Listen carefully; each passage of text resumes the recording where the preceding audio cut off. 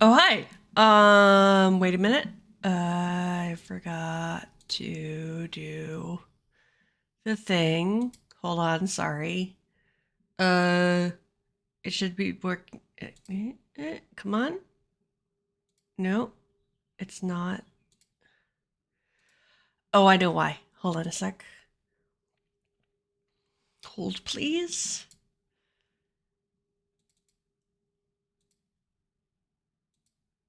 Okay. We're just gonna get rid of that.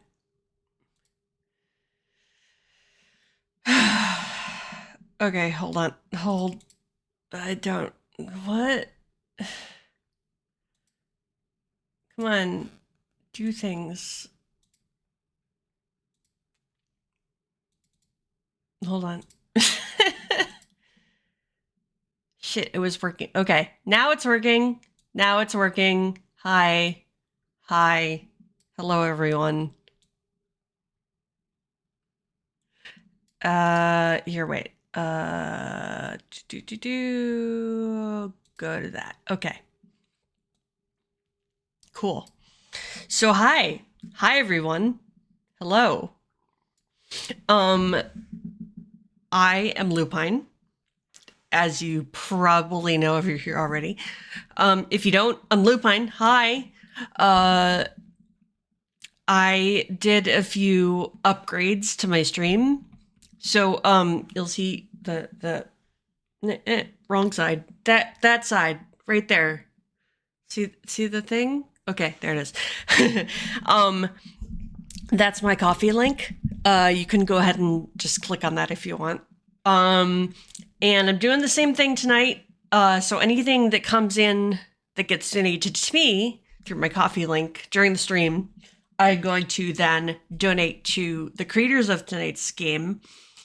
And up above me, you see the things, are the creators of tonight's game. The scenario or the system I'm using is Mothership. The scenario I'm using is there's a goblin on the loose in Icarus Station. And you can see Mothership was created by directions Tuesday Night Games. And I'm using the solo rules created by Parts Per Million. Those are the Lone Star are the solo rules for Mothership. And there's a Goblin on the Loose in Icarus Station is a scenario created by MeatCastle GameWare. And if you'd like to, at any time during the stream, you can type, here I'll show you, you can type about, whoops, if I can spell, there, you can type about, oh no, wait, I have to turn Firebot on because I forgot to do that. Do.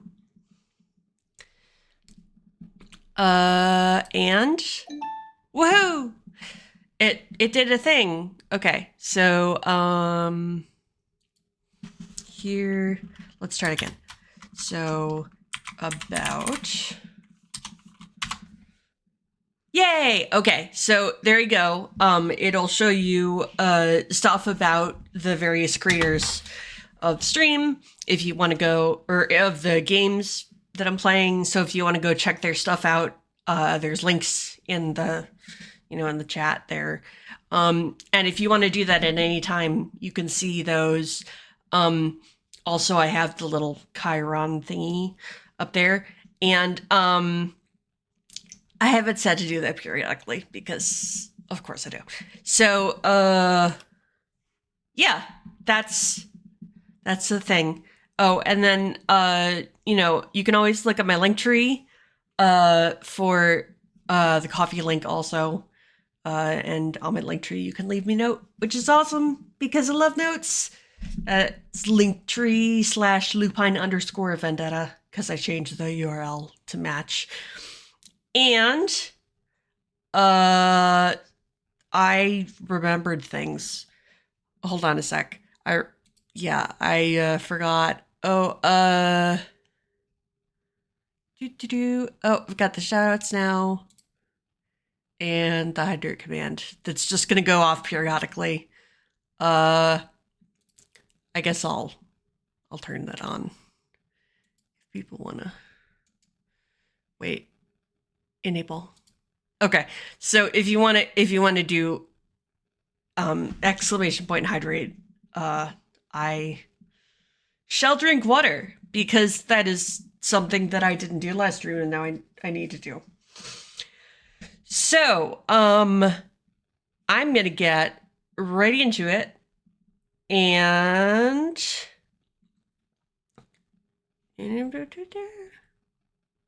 go over here.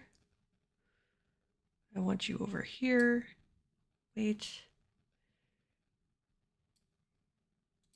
I'll do that. Okay. Ready? Yay! Okay. So, oh, come on. Why are you not doing the thing? Okay. So, this time I I put the little map in Roll20. I'm using Roll20 again because it is an easy way to move little pawn things around. So I also did here. Wait, yeah, I also did the little pawns. I'm gonna use green, red. I mean, technically it's red, but we'll call them orange. So green, orange, pink, and blue. Blue we're gonna call, if you remember correctly, this should be, sorry, I set up some things and I didn't set up other things. So yeah, that happens. Okay, but there is my sheet. If you remember correctly, I was keeping track of everything in a sheet. I'm gonna do that. Nah, I'm gonna do, I don't know, that. I'll move around if we need to see something. Okay, so if you remember correctly, I had 4 people in my crew. Ariana Trower, her pronouns are she, her, and she is, come on, a Marine. And that basically means that they're good at combat and body and stuff like that. And then we have Jeremiah, who is he, him, Jeremiah Bolton, who is and these are my NPCs, by the way. So this is he's a problem solver. He is curious, precise, callous, and blunt. He is also Marine. So they're both human Marines. And then I have Dwayne Armis, he, him, who is a problem solver, indecisive, dedicated, callous, timid, and he is an android. So, not a human. Androids have that fun, fear mechanic thing. Oh, wait, hold on. They have that fun fear mechanic thing where they make everybody else do their fear saves at disadvantage because they're with an android. Everybody in their party do disadvantage fear saves. Which makes the rest, incidentally makes the rest of the party hate them. But, we know that they are deserving of. Okay, and then yeah, okay. And then our last person is Emily Leitz, whose pronouns are they, them. They are living off past glories. They are indecisive, they are romantic, they are careless, and they are pessimistic, and they are also an android. So again, not, oh, damn it. See, this is what I was worried about. Okay, android. I'm just gonna, you know what? I'm gonna do this. Come on.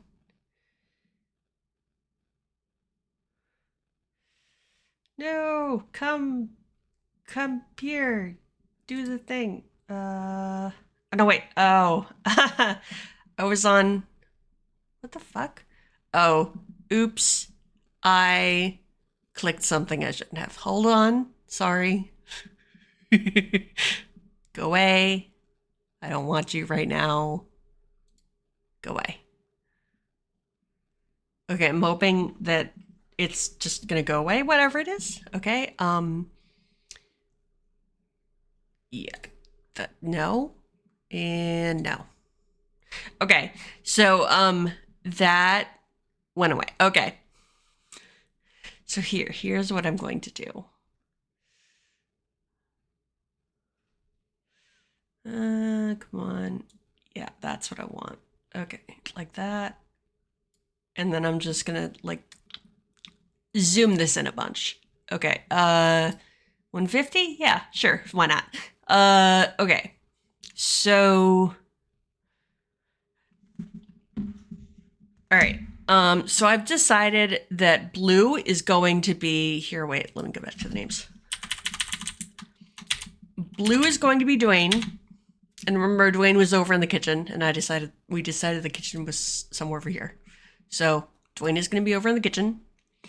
Emmeline is going to be pink. Emmeline, and the rest of them were just somewhere in the room. Emmeline is going to be pink. Ariana is going to be green. And Jeremiah is orange. Okay, so actually I might...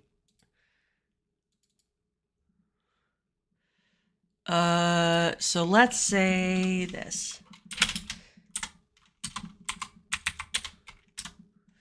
Okay, and Jeremiah is orange. Dwayne is blue. And Emmeline is pink. Oh, I remember what else I was going to say. I'm sorry. Things just kind of fly out of my head. Okay, so what I was going to say is that I uploaded all my videos to YouTube. And here, hold on a sec. Let's go to the YouTube link.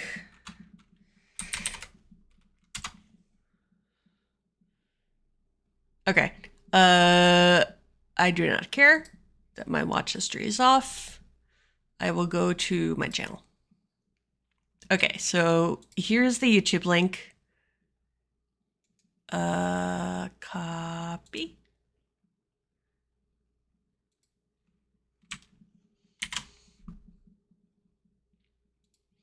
Sorry, that's the really long YouTube link. It's youtube.com/@lupine_vendetta. I was weirded out that you had to put the @ in there to make it true, but whatever. So that is the channel. And as you can see, I've got, unfortunately not in order. I didn't feel like fucking with it anymore. So unfortunately, I've got the crow, be like a crow, at one side and the other. But here's the first part of the Mothership playthrough. So I'm gonna upload to that so that you can see my playthroughs. I'm probably gonna put them in like little playlists.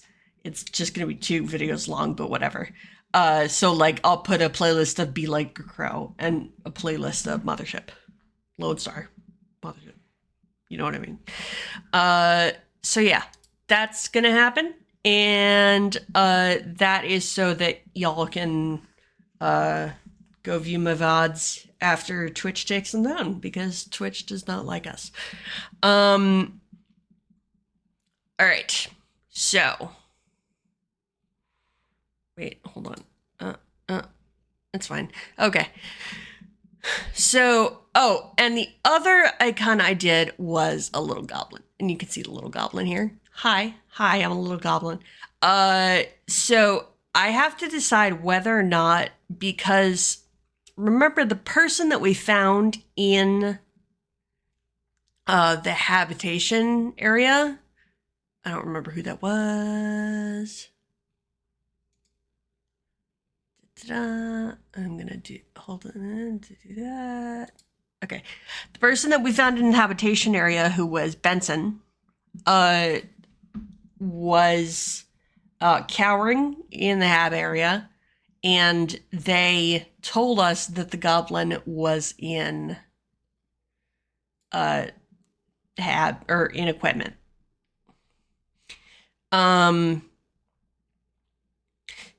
That was the last place they knew. Okay, so actually, what I'm gonna do is I'm gonna put the goblin there. So the goblin is going into equipment right there.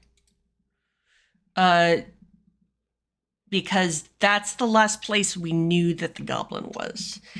And when we come to a place, I'm going to, I think, roll a die to see if the goblin is there or not. And I have, here, wait. I have some dice out tonight, because in Mothership you all use all D10s. So I picked out some D10s. These are all of my like special fancy metal D10s. So there's one here. I'm literally giving time to show off my dice because I'm a dice goblin. It is what I do. So these are all my fancy metal D10s. They're all pretty heavy. Oh wait, I got another metal set. I don't know where it is. I'll figure it out. And then this one. Mom. Welcome in. We are just talking about what I'm gonna do. I guess I'm gonna roll a d10, and if it's even, the goblin is, well, if it's even, the goblin is not in the room. If it's odd, the goblin is in the room. How about that? Okay, so I'm gonna do that every time I go into a room now. I did that for the room that I am currently in. I just didn't show you that I did it. All right. So now we go back here. I'm again in this here. Wait, in this place. Here we go. Okay. So, all my my Marines are over here. My androids are over here. And my goblin is maybe in equipment? Possibly? We hope. Okay, so, and Benson, if you remember correctly, we told Benson to go back to our ship. So we brought Benson into the common room and then told them to go back through comms and through the airlock into our ship.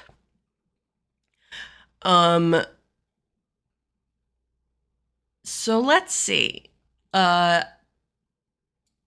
Looking at these traits, I think Jeremiah, little orange bond, is gonna want to go straight after the goblin because he's a go-getter. And he's a Marine. Oh, and I have to. They have equipment. I forgot. Okay, so stats, weapons, armor, equipment. Okay, so actually, you know what I'm gonna do? Here, wait.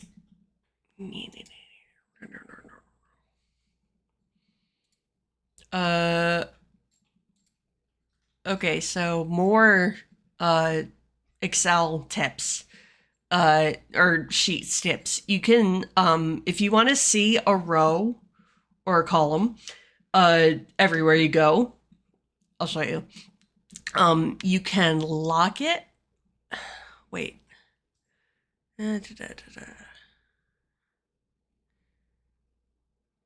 I'm like losing my mind.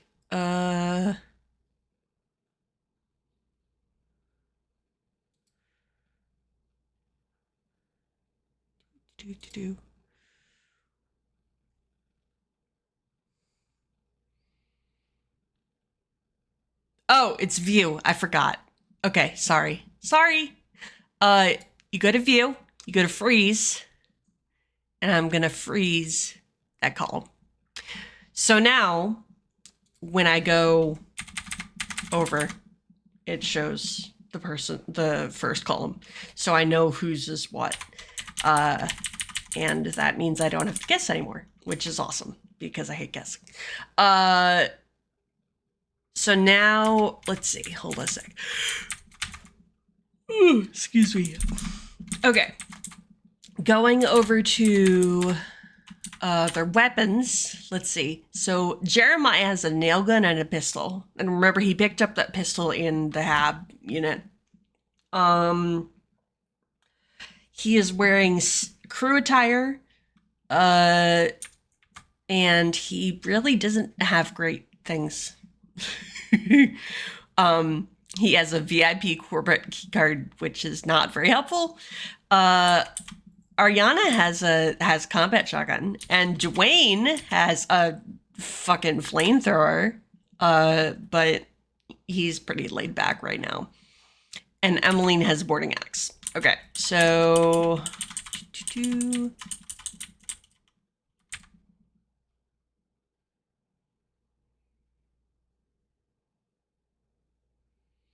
okay, you know what? I'm going to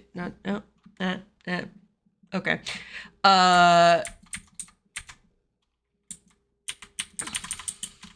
Sorry, I'm just thinking about how to organize things. Okay, so Jeremiah wants to go straight into equipment and confront this goblin.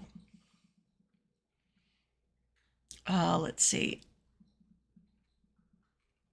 I mean, Aryan kind of does too, because it's better.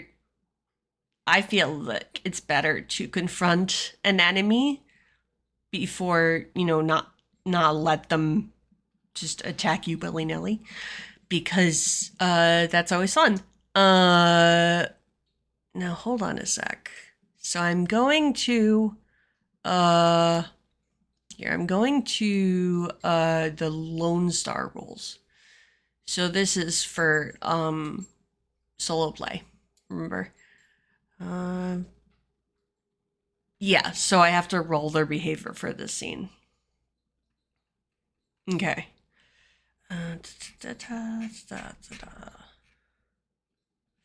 Okay, so at the top of the scene, I will roll 1d10 for each crewmate. Okay. So I happen to have 4d10 right here. So I am going to roll them, and I decided which one will be which person.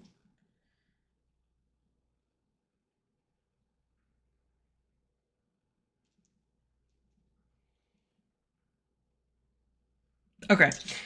All right. So, oh, I guess I don't need to roll my behavior. Whatever. Okay.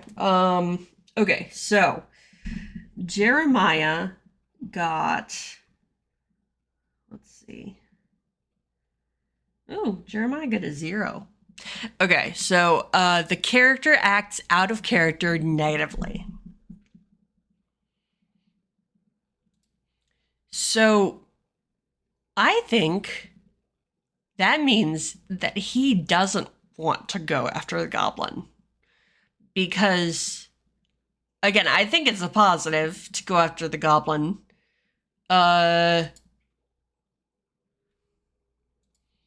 So I think he's gonna go after the. He doesn't want to. Oh, okay. So we start in the common room.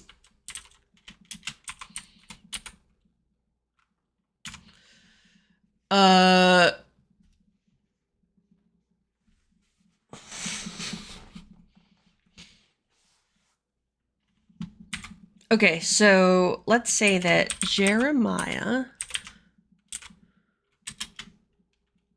does not want to immediately confront the goblin. I should speak what I'm actually doing. Okay.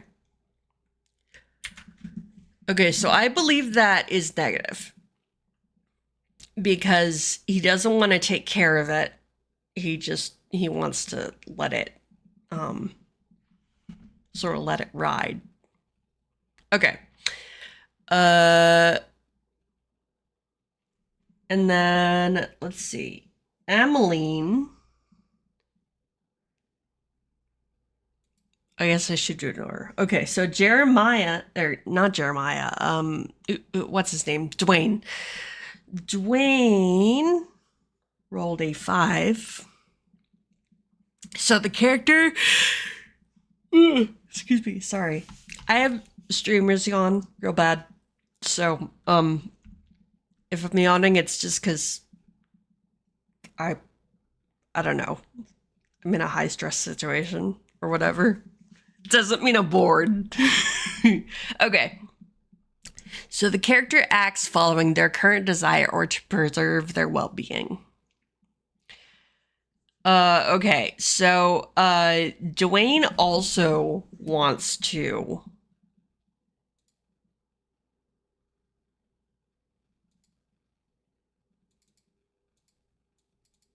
Jeremiah and Dwayne.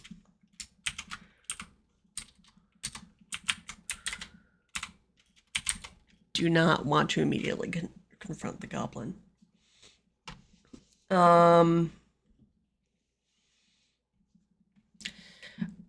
Let's see what Emmeline wants to do. So Emmeline rolled a 3. And 3 is the character indulges or expresses a vice or ignoble facet of their character.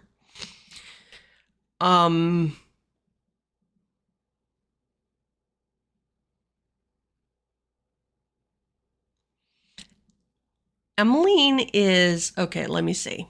I'm going to go back to living off past glories, indecisive, romantic, excuse me, sorry, careless, pessimistic. So I think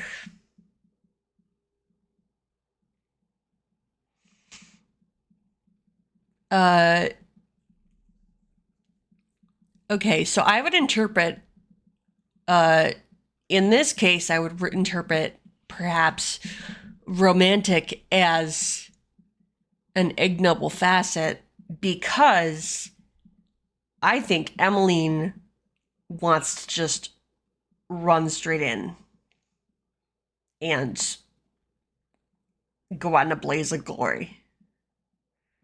So, in this context, I mean, romantic can be a positive thing, but in this context, I think it's ignoble.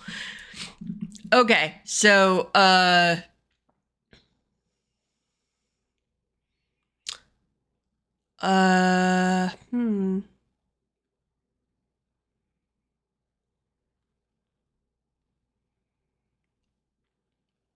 yeah, because they don't think that they're getting off the ship, and so they are just, they want to just run in, and because they have the boarding axe, remember? So they want to just run in and attack the goblin. So Emmeline wants to go after the goblin.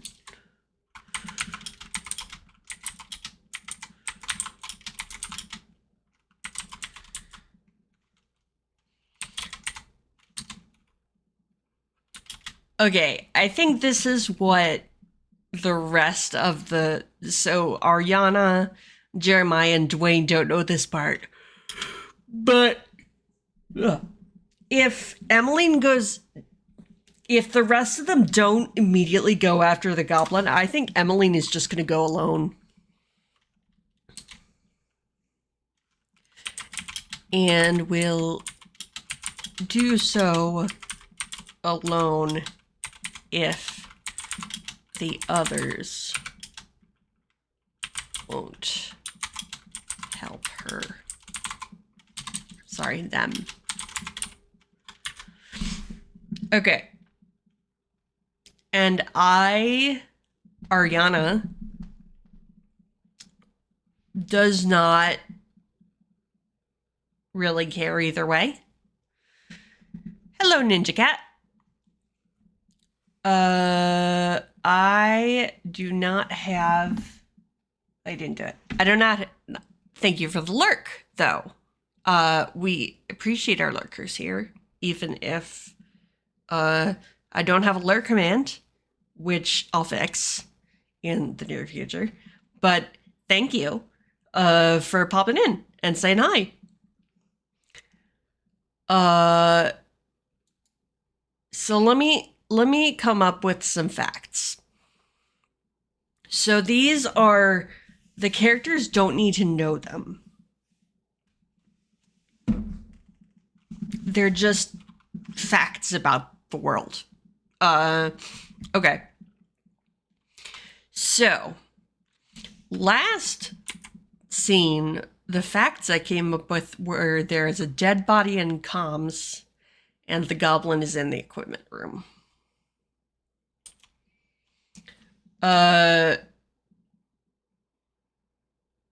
So I'm gonna say that... Oh, you know what? First I'm gonna do this because go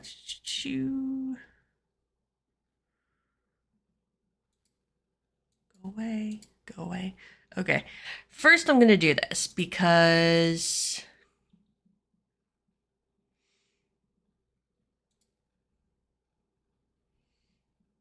wait, did I close the wrong thing? Yeah, I did close the wrong thing. Okay. I want to open this one. Okay, so I'm actually gonna show... Here, wait. So deciding whether I should... Oh, you know what? I'll do this. Okay, so this is another... Yeah, that's what I want. Okay.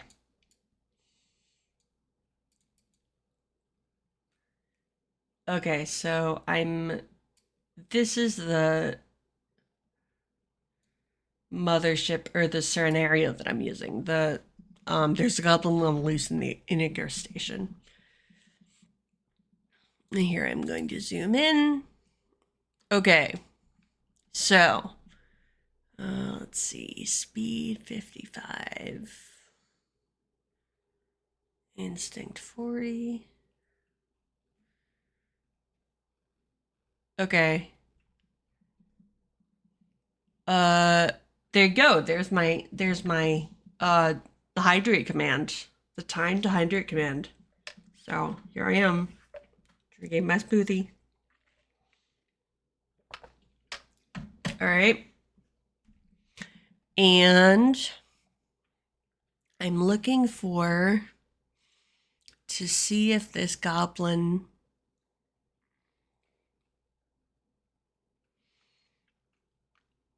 Okay, so I think that every time the scene changes, the goblin moves. So I'm going to say that the goblin moved from... Here, wait. Here's that. Okay. Actually, hold on a sec. Wait, come back. Okay, I am going to say that the goblin moved, and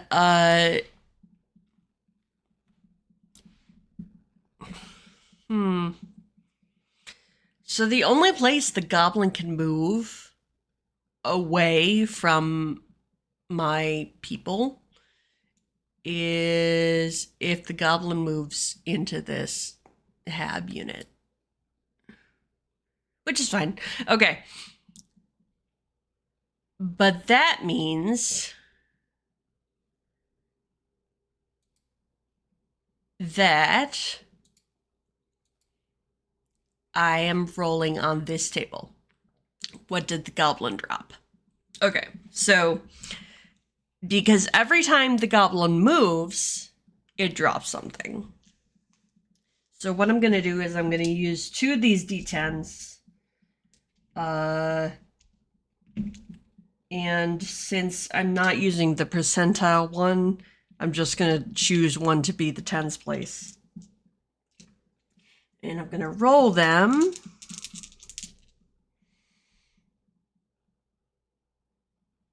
Oh no, never mind. I add them.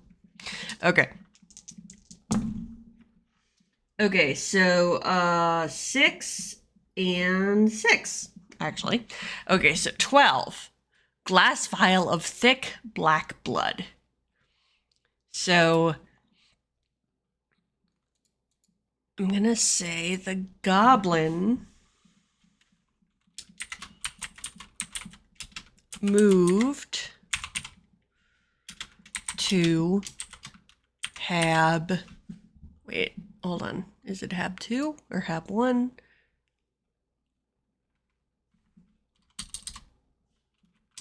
To lower Hab.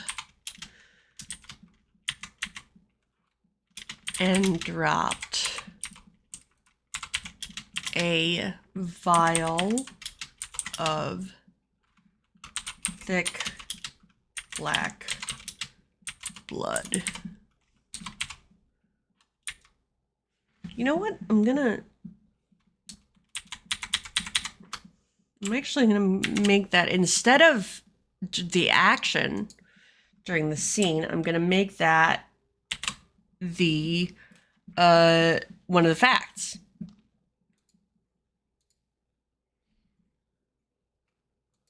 Okay. I don't know why it that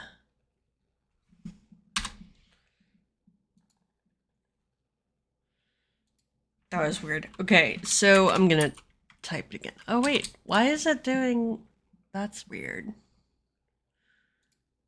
Okay, because this is, it like changed the font on me. I don't know why. Okay. So this is goblin moves to lower Hab and drops vial of thick black blood. Okay, so that is one of the facts. Again, my people don't necessarily know this. I don't know why this is doing the things that it's doing. I want that. I want that. I want it wrapping. Okay. That was weird. I don't know why it was doing that. Okay. So I've got the goblin now has moved somewhere. Again, my people don't know where the goblins moved. And they've dropped a vial of thick black blood. Okay, so Jeremiah and Dwayne do not want to immediately confront the goblin. Emmeline does, and she'll try to do so if the rest of us don't go with her. Ariana sort of doesn't care either way, but because Emmeline wants to go, Ariana kind of wants to protect her, if that makes sense. Because Emily's got a fire axe and she's got this like crazed look in her eye. And Ariana's got a shotgun again. So I'm going to say that Jeremiah and Dwayne move to go into the observation unit.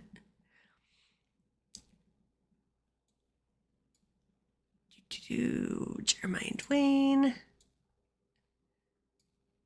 And Emmeline is trying to run into equipment by herself. So what I'm going to do is I'm going to, because Ariane was right there, Jeremiah and Dwayne are over here. Ariana is going to do a strength test to see if she can stop Emmeline from going into equipment by herself. So my strength is, wait, I've got to look this up again. Okay, so Ariana. Okay, so strength is 20 or 35. Okay. So I have to roll at or under 35. Again, I'm rolling 2d10. And I've chosen which one is the tens place. Okay, that is a failure. 86. Which means that Emmeline is going to run into equipment.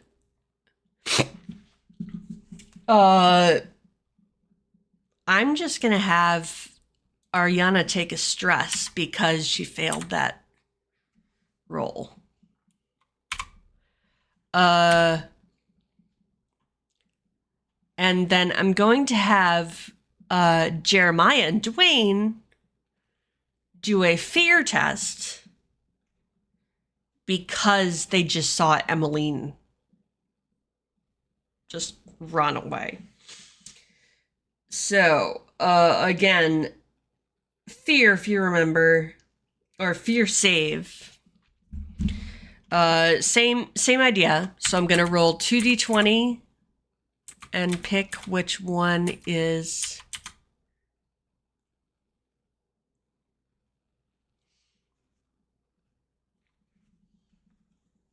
Pick which one is the tens and which one is the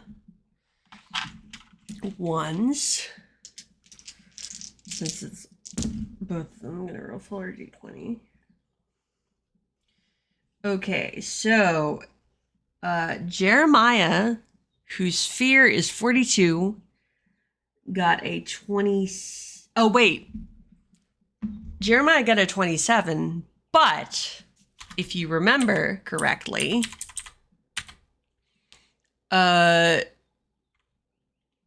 fear saves by nearby friendlies are a disadvantage if you have an android in the party, like near you. Which means that Jeremiah is going to make his fear save at disadvantage.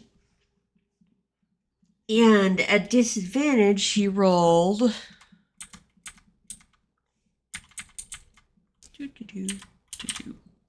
Oh, he rolled a 35. Okay, so he still made it. So I'm not gonna have him get a stress.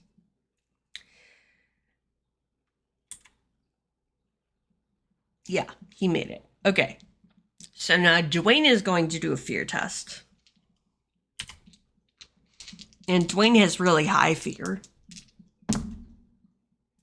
Which means that he actually has low fear. It's weird. Lower better. Wow. Dwayne rolled an 08. So he passes that fear test. Okay, so Dwayne and Jeremiah are not going to get more stress. Oops. Okay, so Jeremiah is at 4, Dwayne is at 2, Emmeline is at 3.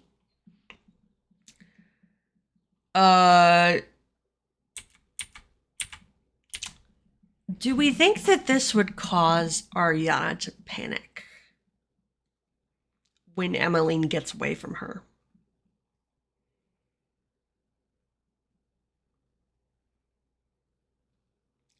So how a panic roll works is you roll D100. Is that true? And if you get over your panic... Wait, hold on a sec. I need to look it up again. Okay, so here's the rolls. I'm going to do this. And I'm going to roll panic.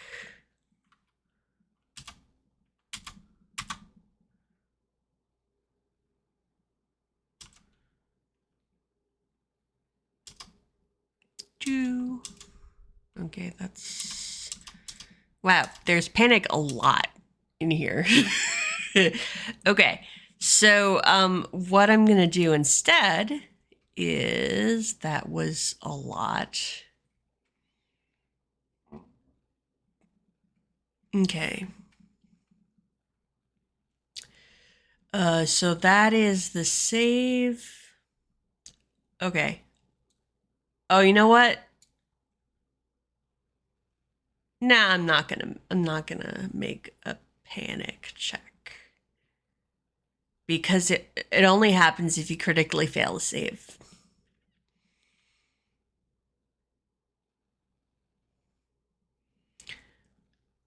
Okay. So I'm not gonna have Ariana panic. She is getting stressed because Emmeline got away from her. But she's not panicking. Jeremiah and Dwayne, actually, I'm gonna have them actually go into observation. And Ariana is going to go into equipment with Emmeline. So let's write this down.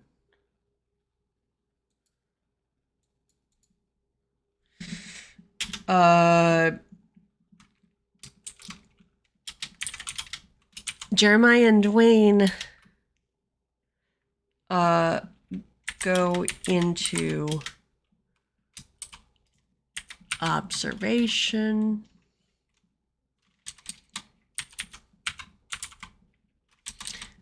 We'll call it OBS.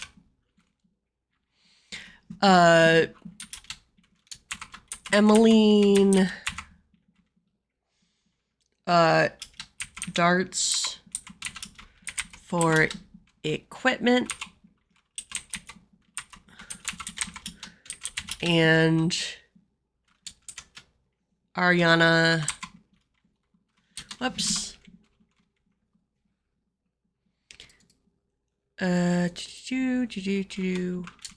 Emmeline darts for equipment, and Ariana is unable to stop them. So A follows.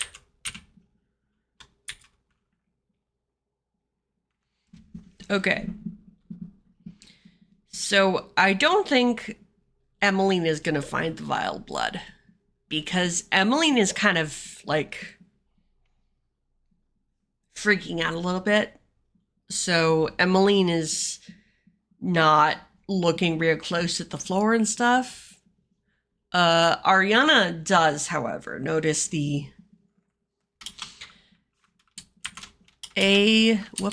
notices the vial of blood.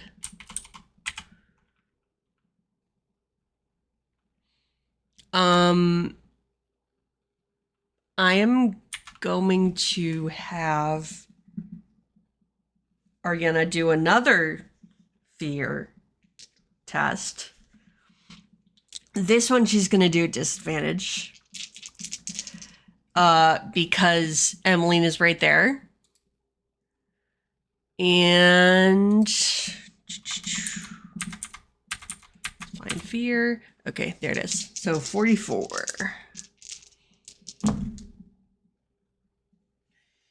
Okay, so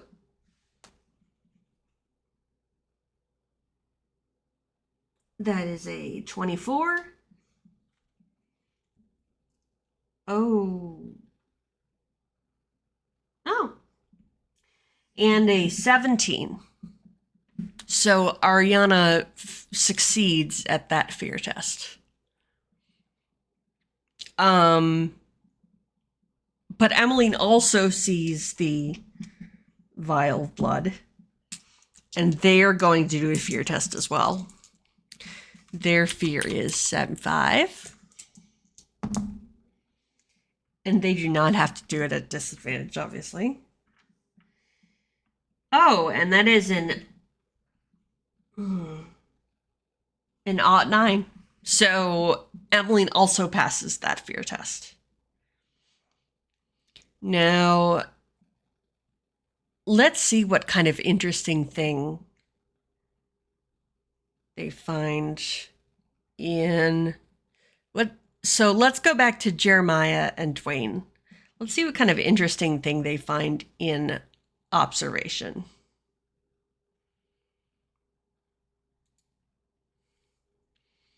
Oh, real quick, I want to say that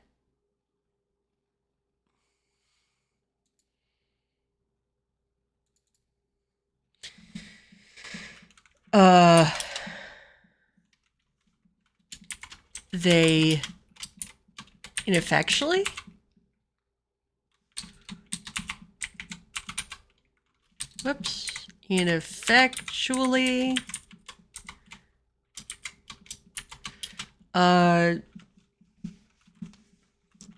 block the vent.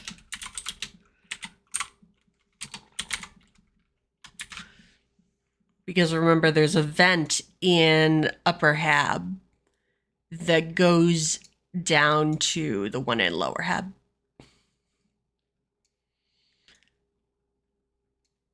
Hint, that's where the goblin's gonna go next. Okay. So,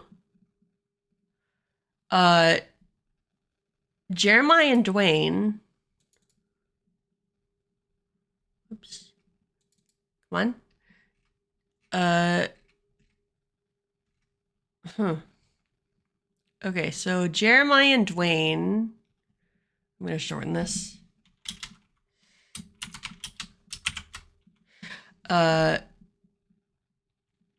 Go into obs, and I'm gonna see what they find. So let's see. Would they find something that I'm gonna have them find something that the goblin would have dropped. So I'm gonna roll on this table again. Okay, so roll on this table 2d10, and I add them together. 2 plus 8 is 10. Okay, so Bloody Crew Patch, Icarus 17.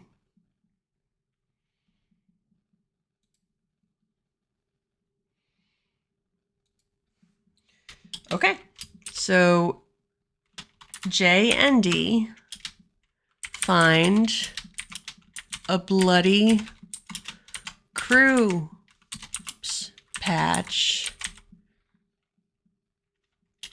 that says Icarus XV 17. Okay. I am going to have that both of them make fear rolls. Okay, so the first thing I'm gonna do is have Jeremiah make his fear roll. And he's gonna do it at disadvantage because he's standing there with an android. So I use my 4d10. Okay, so 37 or holy shit, he rolled a 99. Okay, folks, that is a crit fail on... Actually, I don't know if Mothership calls that a crit fail. In Call of Cthulhu, it's a crit fail, but all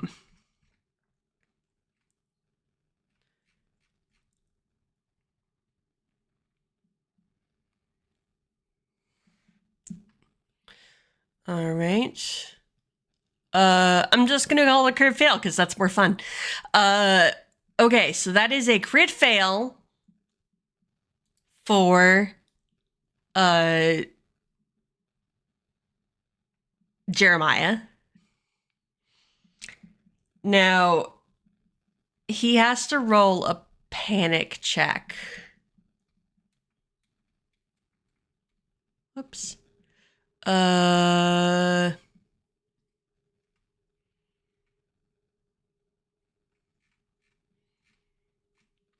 Sorry, hold on. Okay, so panic check.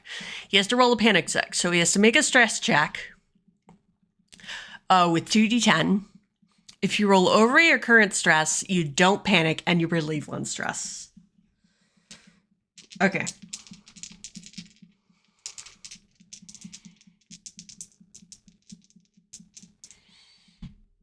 Is it over?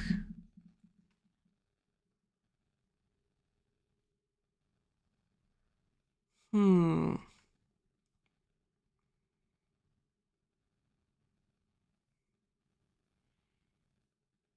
just looking. Okay. So I think it's 2d10 and add them together instead of. Does that make sense? Yeah, because your stress has a lowest of 2. Okay. So that makes sense. Okay, so he rolled over his stress because I'm sure he does not have 15 stress. Yeah, because the other way I could read that is an 87. And he has, so he's gonna actually relieve 1 stress. And we don't need to do the second step, this roll for panic effect.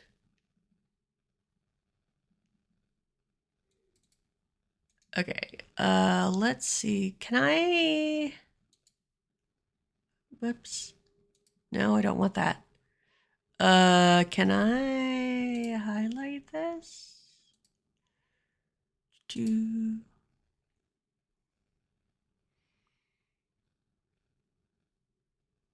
No, I don't think I can. Okay.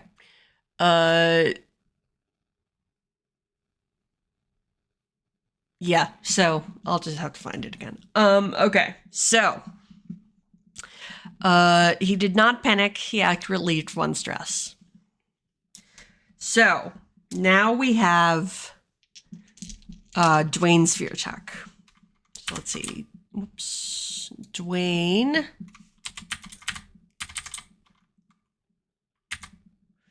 And he did not panic, and that's important because he's a Marine, and whenever a Marine panics, every nearby friendly must save for fear. So I'd have Dwayne save twice. Okay, but his fear is really high, again. So it doesn't really matter that much. Okay, so Dwayne, shit. Dwayne rolled the not 5 again. Okay, so he's fine. Dwayne's just really laid back, guys. Okay, so Dwayne is fine. Jeremiah is actually fine.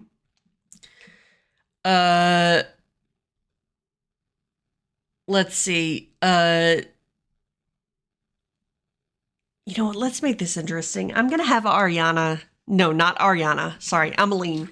Emmeline is gonna make a panic check upon seeing the vial of blood.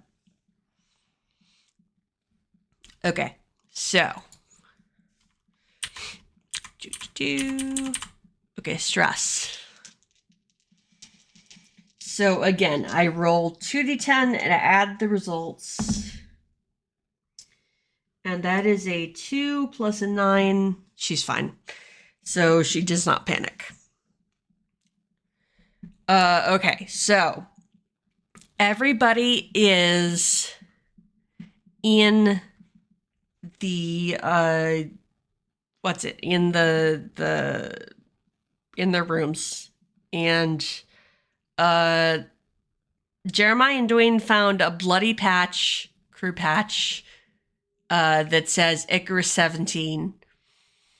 Ameline and Ariana found a vial of blood, goblin blood, presumably. And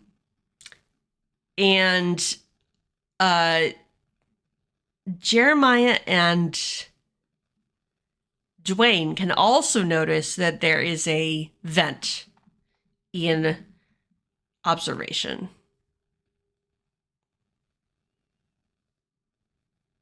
Oh, you know what? Did they? Okay, so I'm going back. I'm sorry. I'm going back to. They block the vent,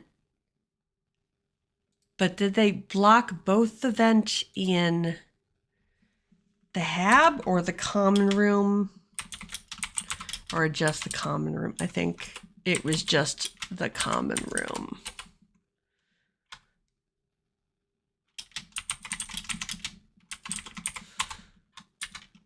Okay. So, I want the goblin to move again. Oh, you know what? The goblin would not have moved necessarily to Hab because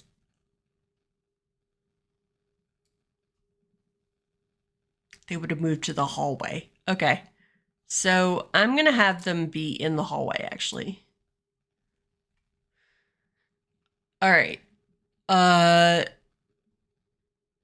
So I'm going to say that the next... So this scene takes place in the common room, equipment room, and observation room. Shrug. Okay, so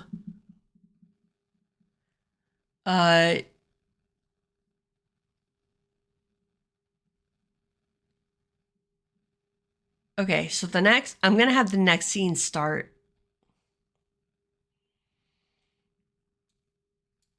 And hey, how are you, Killer Koala? Thank you for coming. Thank you for dropping in. We have split the party because my people are smart. And I have a little goblin. You see my little goblin friend? Okay. I have a little goblin friend. And they're in the hallway. Oh, and that's the list of tonight's creators, the people who've created the game system I'm using, and the module that I'm using, and the solo rules that I'm using. And again, I'm doing the thing, you see my coffee link or Ko-Fi link or whatever. If you click that link and you donate, any donations that come into the Ko-Fi link, come into my Ko-Fi during stream, I will then donate a portion of it to the creators of the games and stuff, because I believe that people deserve to be paid for their work. So I'm going to go on to the next scene. Is that? No. Okay. So the next scene starts in the equipment room. Equipment room. And the observation room.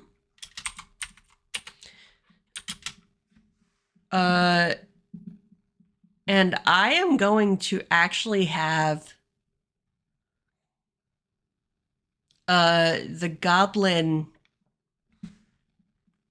Okay, I'm actually going to have the goblin go back into the equipment room. but I need to check some things first. So I don't remember how speed works. Just go away. Okay, I don't remember how speed works. So what am I looking for? I'm going to do this. I'm going to look for speed. Oh, I remember. Who goes first? So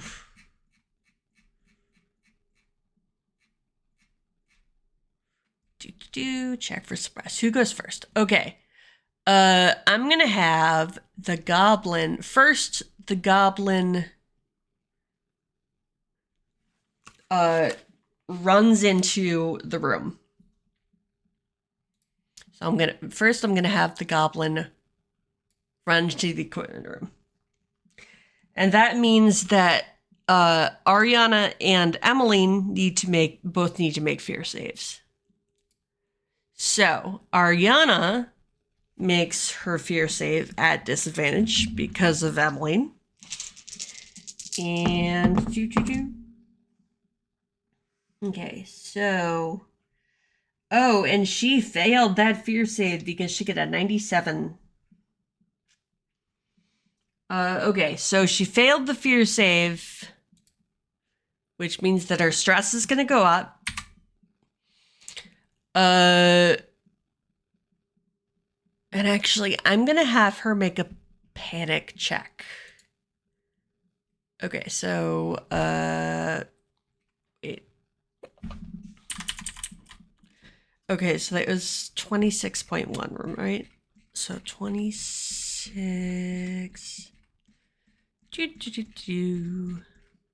Scrolly, scrolly.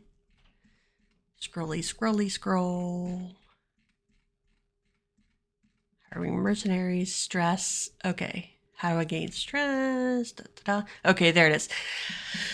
Okay, so make a stress check. If you roll over your current stress, you don't panic and relieve on stress. If you roll equal to or lower than your current stress, you panic. Okay, so I'm going to make a panic check for Ariana. So, she is safe, barely, because she got a 10 on her panic check. And that is higher than 6. So she is actually going to lose 1 stress. Whoops. Ugh, come on. There we go. Okay, so she's actually going to lose 1 stress, and she did not panic. So boring. Okay, so now I'm going to have Emmeline make a fear test again. Their fear is 75. So I roll the dice and I get 56. So that they're fine. Okay. So they made their fear test. Let's see. Who goes? Okay, so after checking for surprise, so surprise would be a fear save. And they are not surprised. So after checking for surprise, you can determine the turn order. First, you and your crewmates each make a speed check. Those who pass act before the enemies. Those who fail act after. Okay. So... and the other thing is, I have to look at, they're both in standard battle dress. Okay. So what that means is I looked it up, and standard battle dress actually gives you disadvantage on speed checks. So both of these are going to be made at disadvantage then. So first I'm going to make Ariana's speed check at disadvantage. Well, that's a 34, so she already loses. So Ariana acts after the goblin. And now I've got to make Emmeline's speed check, and her speed is 34. And that is an ought 7. Whoa! The second 99 of the night. Okay, so that means she critically failed the speed check. So I actually am going to have her make a panic roll. And in order, and her, so 2d6, her current stress is 3. Okay, that's so damn close. She rolled a 2 and a 1, and technically 2 plus 1 is 3, meets it beats. But,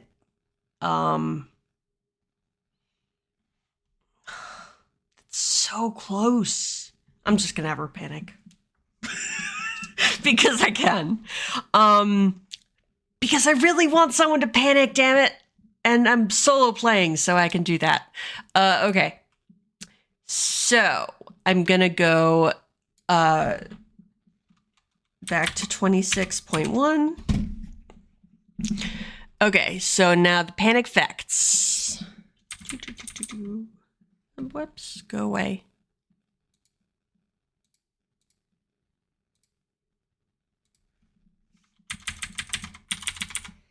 Okay, so for panic effects, 2d10 and add your current stress. Okay, so I'm going to have, wow. If 30 is an instant death, then I'm gonna say that you have to add the d10s. Because otherwise that would be way too easy to just die. So I'm gonna roll 2d10 and add the results. Okay, so I got a 4 and an 8. Okay, so that is 12. And then her current stress is 3. So that's 15. Okay, hallucinations. So from the next 2d10 hours, you have trouble distinguishing between reality and fantasy.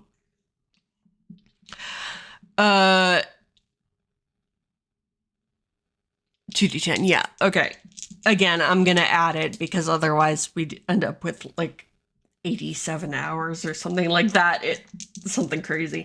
So added together, I got a, I got a 9 and a 4. So 9 plus 4 is 13. So for the next 13 hours, I'm going to say that each scene is an hour. So for the next 13 scenes, damn. Okay, so let me write this down. So the goblin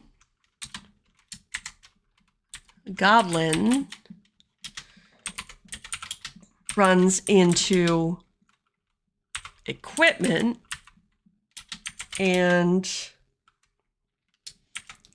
Ariana and Emmeline make fear checks.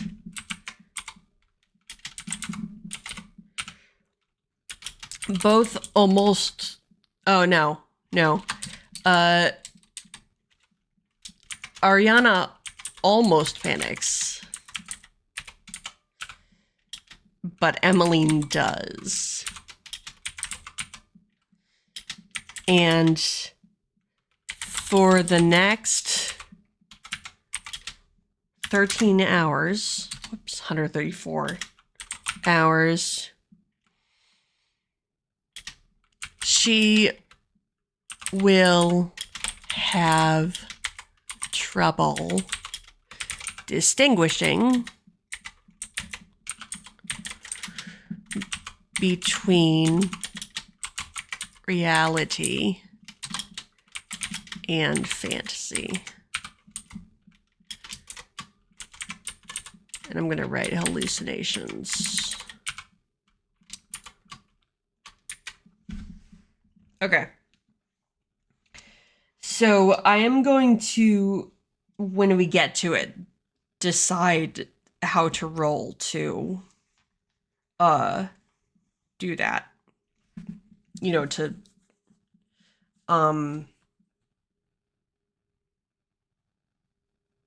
decide whether she believes what she sees or doesn't. So what I'm going to do is oh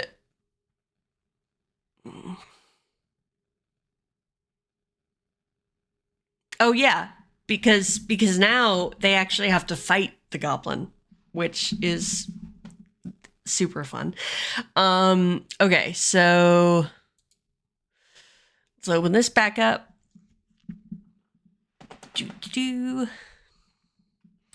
Okay, so combat 60, knife times 2 and bite times 1. So I think that means that they get to stab twice and bite once.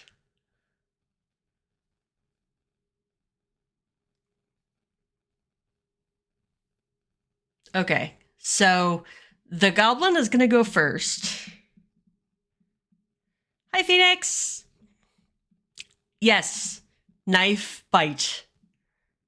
Knife, bite. Bite, knife. That too. Yeah. I made things pretty. And guess what? I finally did it. I finally did the thing.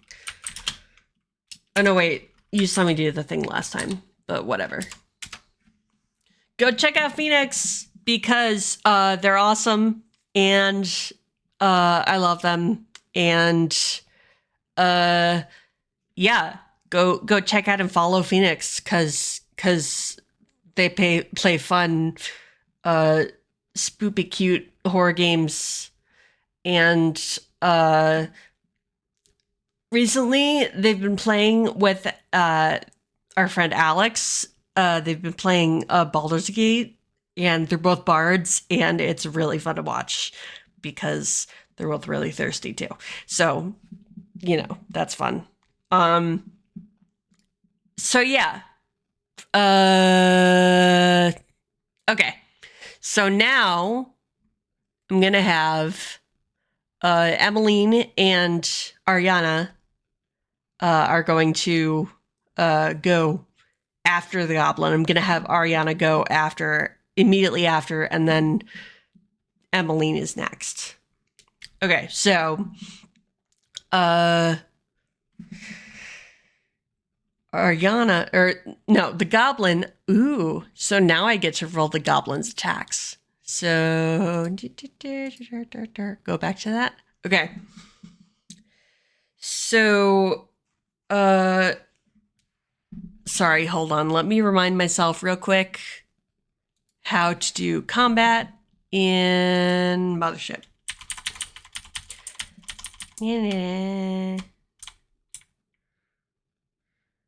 Nope. Don't look, I'm scrolling. Don't watch me scroll. Do not perceive me. I am scrolling. I shall not be perceived. Sorry.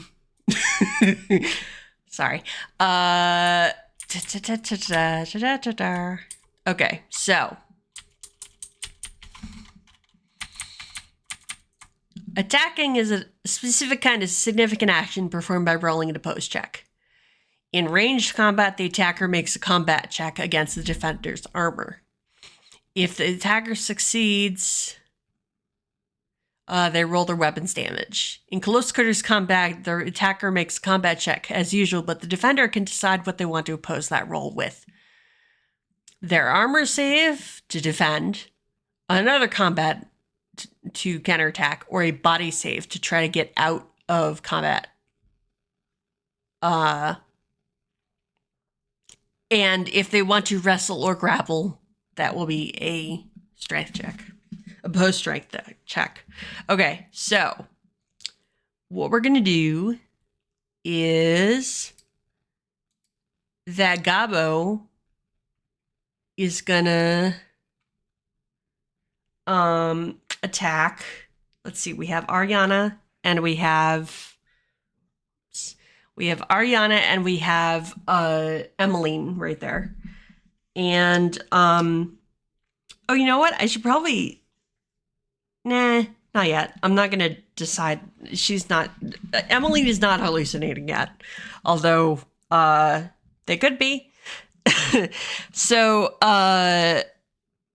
the Gabo is going to attack someone. Hold on. Okay, so even Ariana, odd Emmeline. So I'm rolling a d10, and I got odd. So the goblin is attacking Emmeline.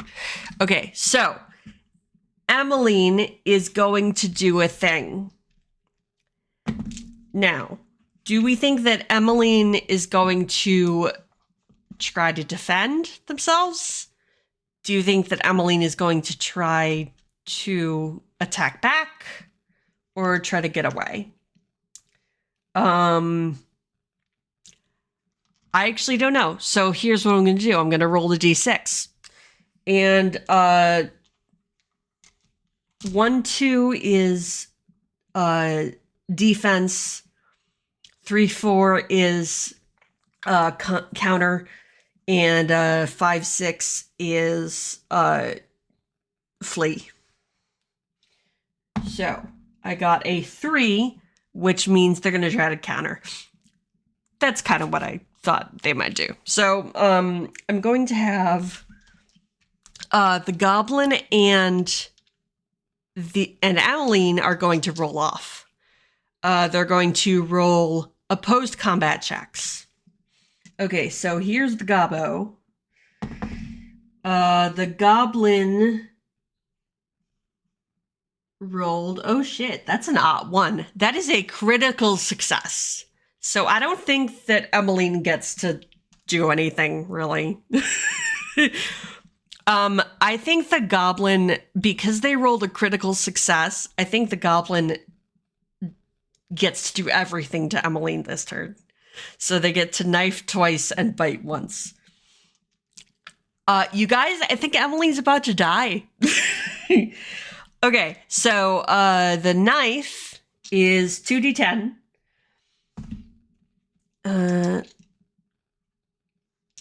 And we are going to add. So I'm going to roll the 2d10. I got a 2 and oh, Emmeline's lucky. I got a 2 and a 1.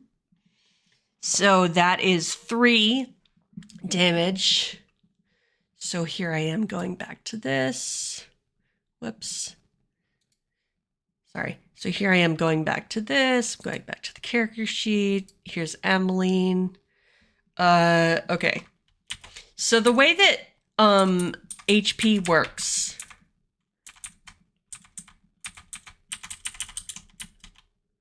is every time health gets depleted, somebody gains 1 wound. So Emmeline can actually take 3 times 15. So 45. So Emmeline can take 45 damage. Does that make sense? Okay. It's just a way to make some things more hurty than others. I use words, okay? Okay. So Emmeline is going to take... So we were good. We were so well. So good. So the bestest. Okay, so if they take 3 that first time, they have 12 out of 15.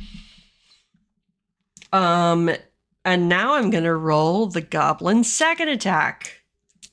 which is another knife. And that time I rolled an 8 and a 5. So 8 plus 5 is 13.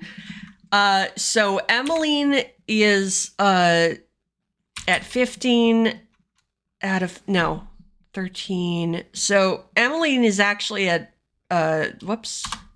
14 out of 15. Right, because Emmeline had 12 and took 13 damage. So they took the rest of that wound track. So they took 1 out of their 3 wounds.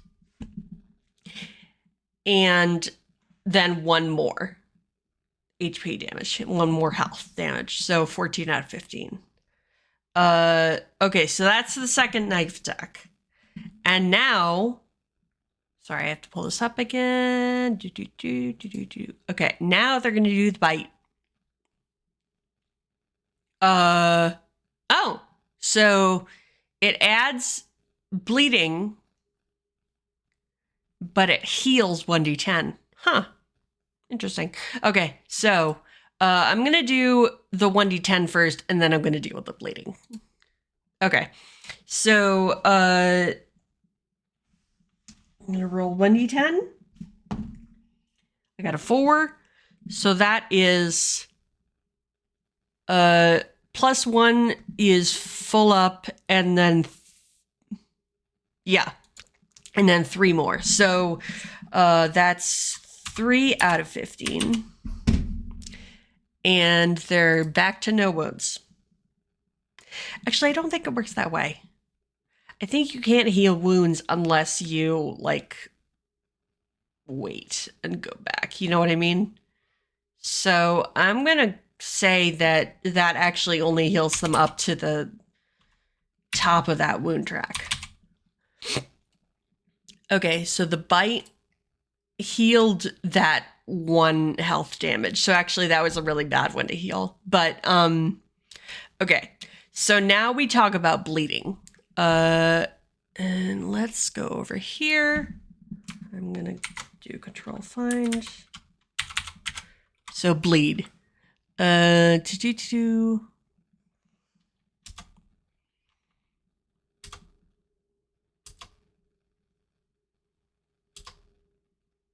That's weird. Okay. So, how about this? Effects.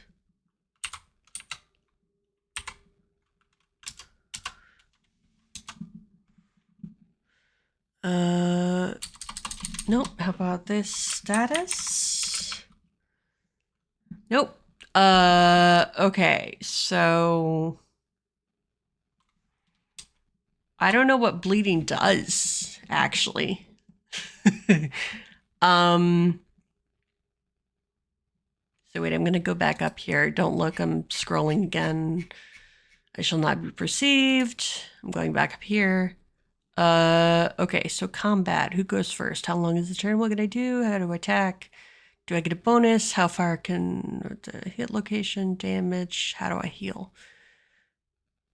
I mean, those are interesting. Let's see.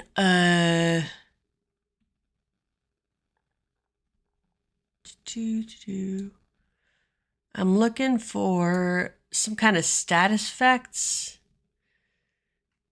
I wonder if it's on this one. So let me look.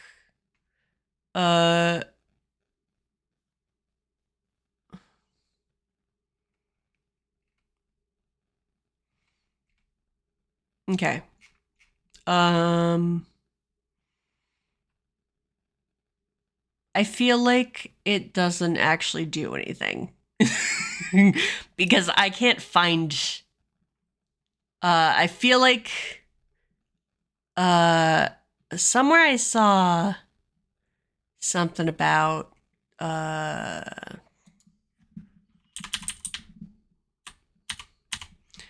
okay, how about this?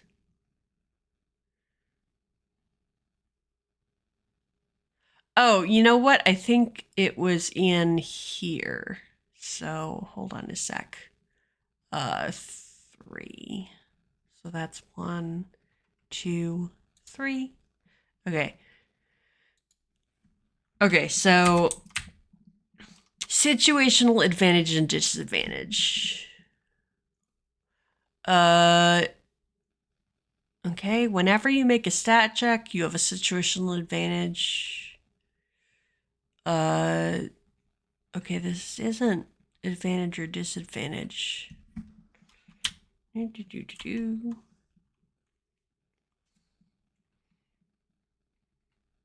Okay, it's probably in here somewhere, but I don't know where it is, so I might just make something up. Because, yeah. Okay. Okay, so here's what we're gonna say. Da, da, da.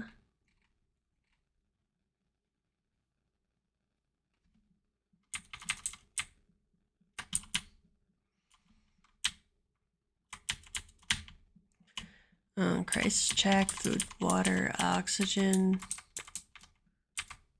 earning credits.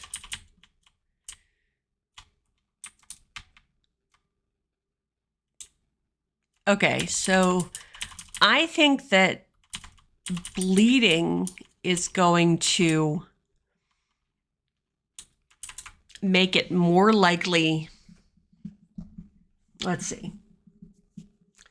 So I think bleeding means they're going to get a certain amount of damage each turn. Let's say 1d10. Oh, you know what? So I'm going to add their bleeding level. Okay, so 15 out of 15. Okay, so that is the health. Bleed 3. Okay, and the reason I say 3 is because the goblin hit with both knives and the bite. And I think that they bleed. Each wound adds 1 bleed. Okay, so they're bleeding 3. So I think that means they take 3d10 damage every turn that they're bleeding. Okay. So the other thing that I'm going to say is, let's look at this. Okay. So let's see. Laughs every time it enters or exits a room. It's having the time of its life. Take 1 stress. Oh, remember to hydrate.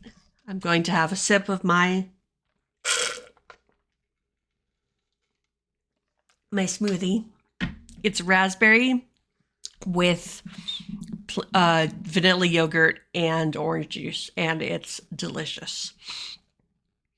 Okay. So,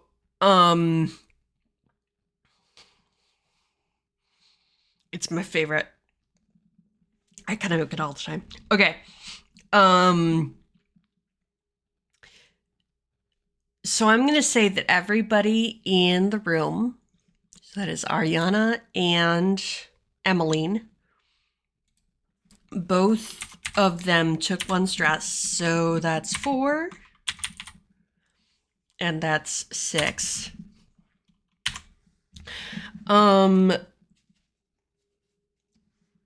what else? Big peepers. Oh, and you know what else I'm gonna do? This might seem a little weird, but I'm gonna say the goblin.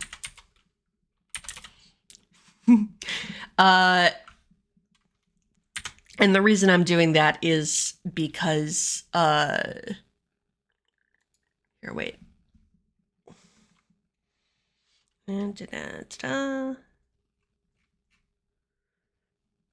Wait, go back. Go away. Okay. The reason I'm doing that is to keep track of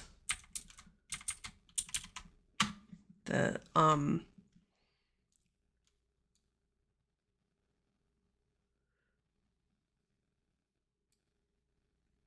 I remember words. The reason I'm doing that is to keep track of their health and wounds and stuff.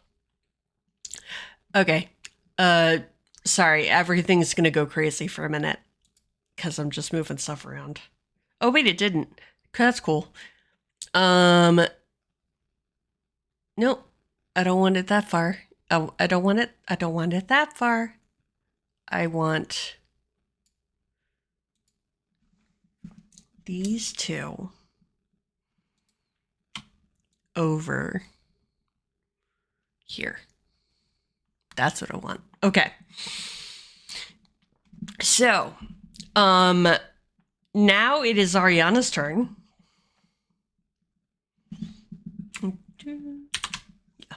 Now it is Ariana's turn. So she is going to attack with her combat shotgun. And let me look up the stats for the combat shotgun. Oh, first I'm going to have her do a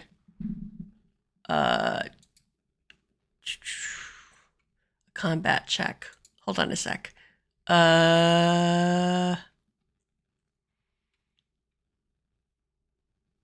Okay, so this is the post check again. Okay. In ranged combat, the attacker makes a combat check against the defender's armor save. Okay. So I'm going to have Ariana make a combat check. And then the goblin is going to make an armor save. So.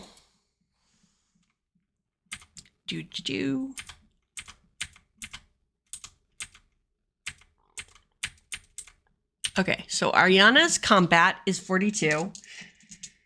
She's gonna roll 2d10 and get 57. So that would be a no. So I'm not even gonna make the goblin roll. Well, actually, okay. So,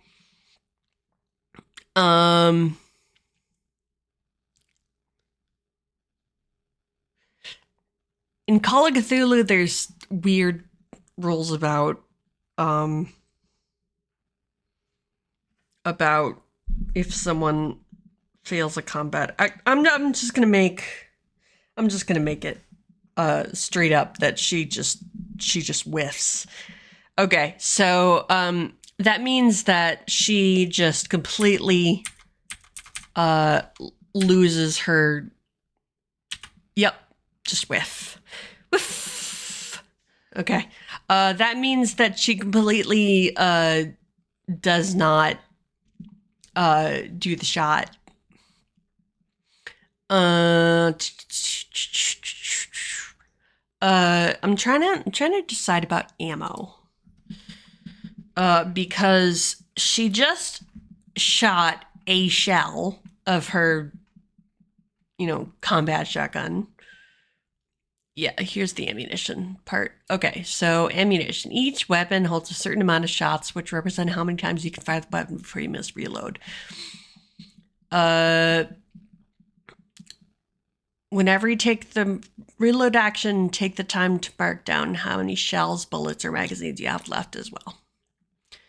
Okay, so I'm gonna say, let's see.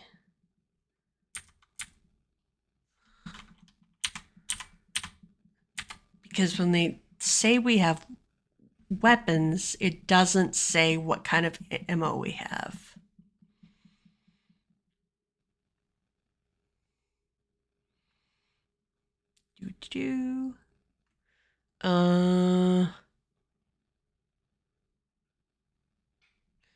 Okay. So, I'm gonna say that because she would have extra shells, because I think that a combat shotgun, I don't know. Combat shotgun, what kind of magazine does it have?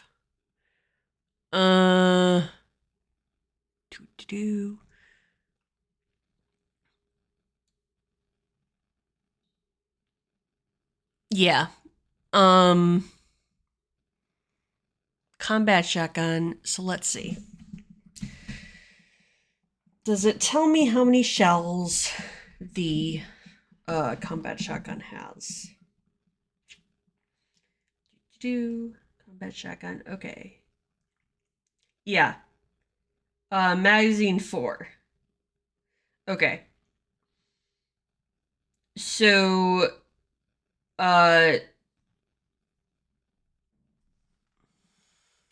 4010.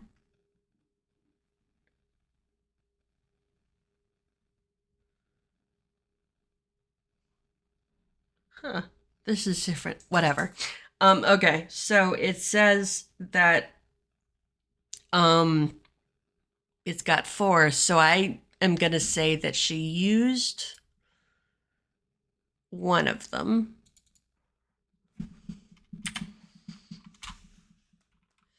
And she's got 1 out of no, she's got 3 out of 4. I'm gonna go backwards. Okay, so and then do I want to have the goblin retaliate? No, he's not gonna. Okay, so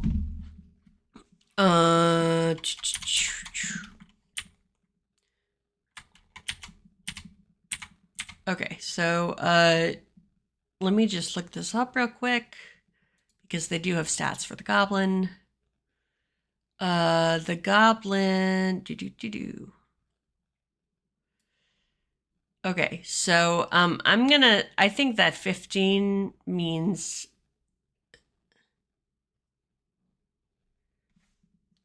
Okay, I don't know if that means 10 is the max and they get 15 wounds, or 15 is the max and they get 10 wounds. I think it's the first way around. Okay, so 10 and 15. Okay. To get a lot of wounds. Okay. So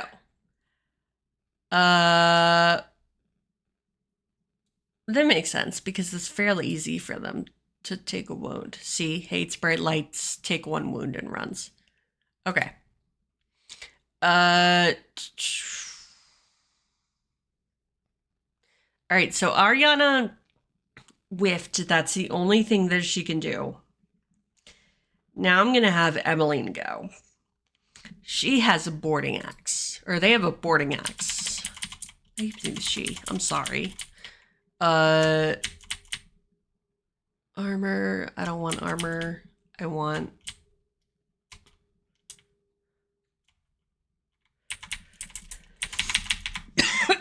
Excuse me. I want the melee weapons. Wait, I'm gonna look for it. Okay. Here is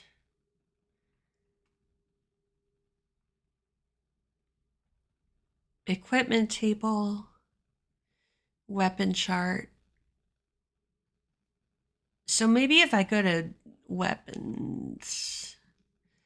Okay, so I'm gonna go to page 11. Okay.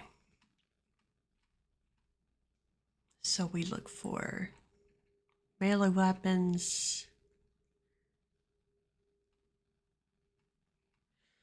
And they're not here. Okay. I guess that means that just gotta.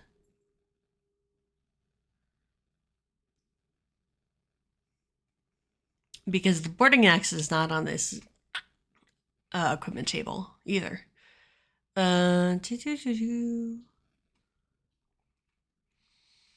Trinkets, patches, and that's into hiring mercenaries, so that's not gonna be okay. So I don't know why, but it didn't give us stats for the weapons. The Mothership app, if y'all remember, I was talking last time about, oh, hello again. I was talking last time about the Mothership app, and it actually gives you stats for the weapons. Here, wait. Boarding axe.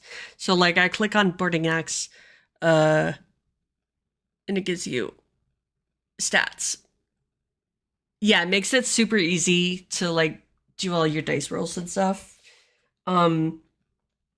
Because, you know, like I can say like, for instance, if I click attack, and there it pulls up all my relevant stats and stuff. Okay. It's just that I've got the wrong stats in there. Because I've got them. Wait, ready? Ready? Here. Right?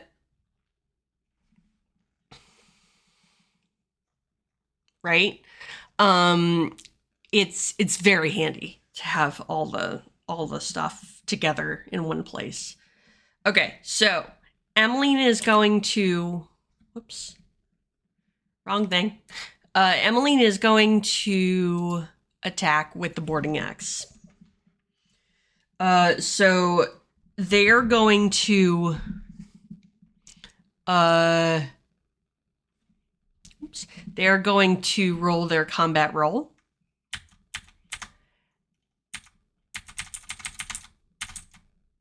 Okay, so here's combat. Emmeline's combat is 35.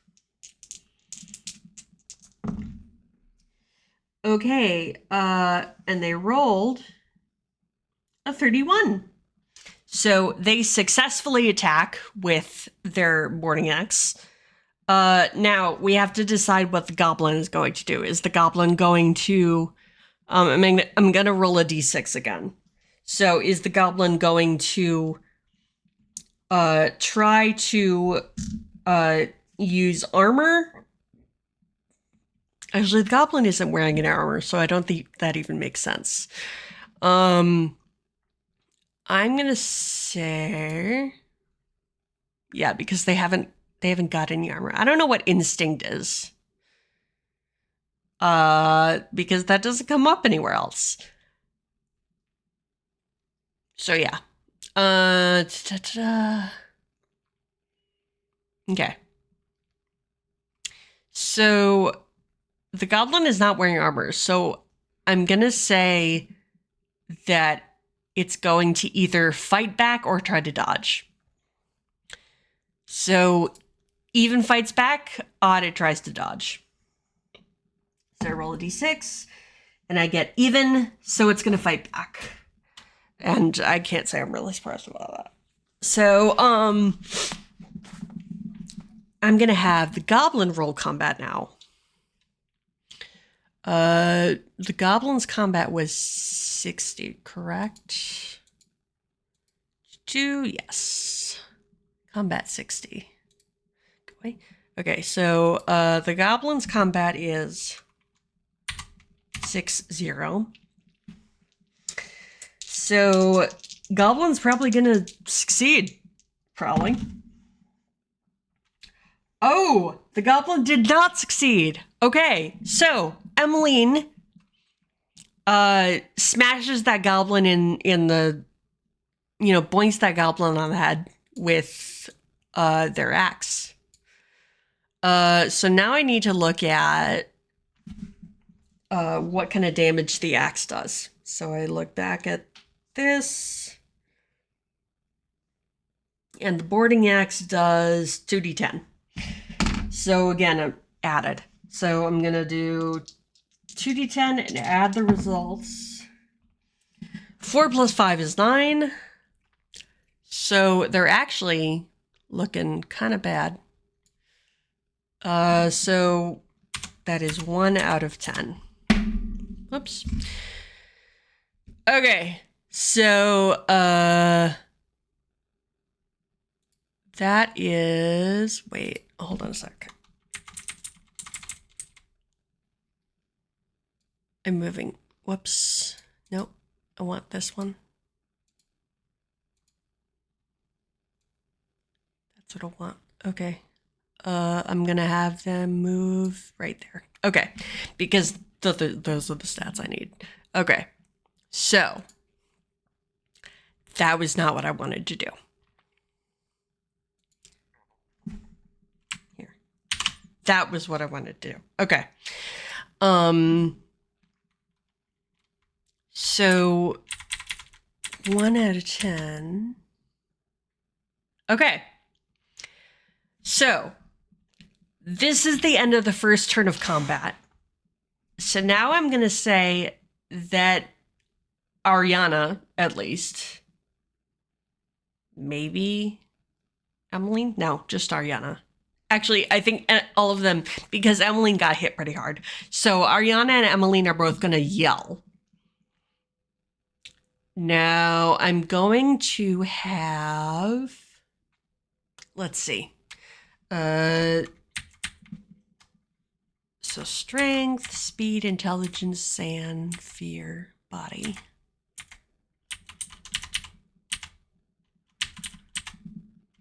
I'm just going to say that, I mean, they're really close. So I'm going to say that Jeremiah and Dwayne hear them. Now, I'm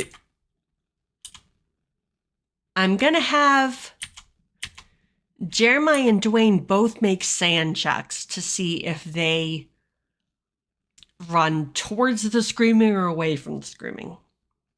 And it doesn't necessarily make sense, but I'm going to say that if they make the sand check, they run towards the screaming, and if they fail the sand check, they run away.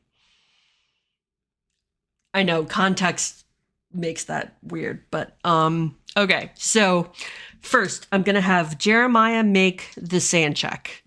And he's only got a sand check of 18, so he might be fucked. Oh, yes, he is. He rolled a 92. And you know what? I think that hearing your friends scream in like a creepy derelict ship is actually going to have the possibility of making you panic. So, wait, sorry, stress. So I'm going to have him make a stress test too. And this is, again, I got to get over 3 for him to panic. That is cocked. But I already rolled 6 on one of them. Okay, so he's fine. But he failed his sand test. Now, I feel like, I don't know. Okay, so he's the Marine. How about this? If he succeeded his sand test, he'd do whatever his personality said. If he failed his sand test, he would do the opposite. So I think if he succeeded his sand test, he would run towards the... You know what? I think that doesn't make sense. I'm going to have them both run towards the... Okay, I'm going to say that Jeremiah would have anyway. Never mind. Forget everything I just said. Changing my mind. I'm going to say that Jeremiah was going to go towards the goblin either way. Dwayne, on the other hand, is kind of indecisive and timid. So I'm going to have him make a sand test.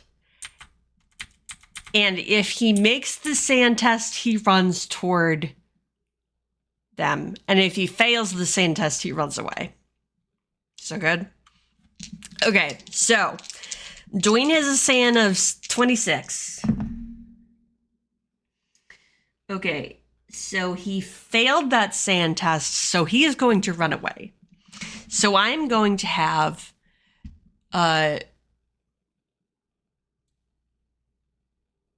Jeremiah is going to run back into the common room, and he's heading towards equipment.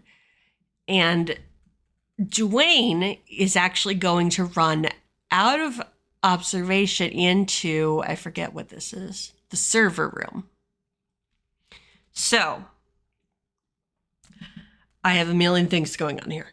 Okay, so it's going to each take them one turn to get here.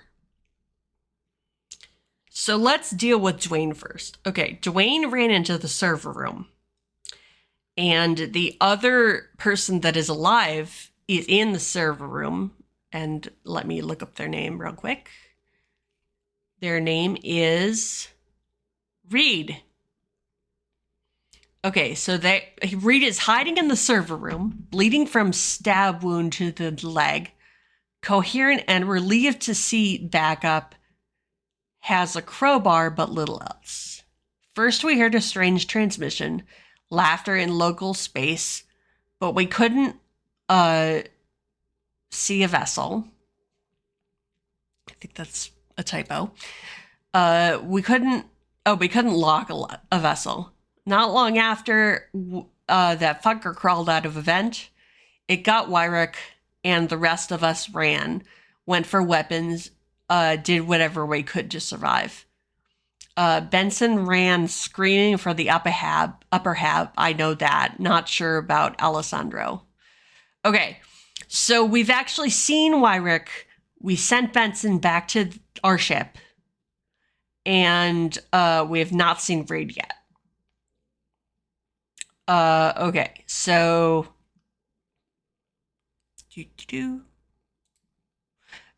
okay, so wait. There was more. There's more there. Okay, so I forgot to do observation and equipment. Okay, so let's see. Equipment. Nope. Yeah, there it is. Dimly lit metal cabinets along the far walls, doors to common room and lower hab. Busted cabinet. They haven't had a chance to look in any of the cabinets because the goblin ran in. Now, observation. Large screens along the outer walls. Images of a nearby star and several spectra. Blood trail leads from comms to server room. So it led from in here through the common room, through obs to the server room. 4 chairs bolted to the floor sit in front of control panels running beneath screens. This is an observation. Printed report on recent solar flares and anomalous spatial readings on the floor. Doors to server and common room, vent near door into server room. Okay. And then the server room, 3 mainframes stand along inner walls. Along these 2 walls, I guess. A chair and small desk with terminals sit along outer wall below a small window. The small window must be in this wall. Bright light pours in from the nearby star. Reed is huddled behind a server. Huddled behind a server, hiding and bleeding from the leg. Door leads to observation. Okay, so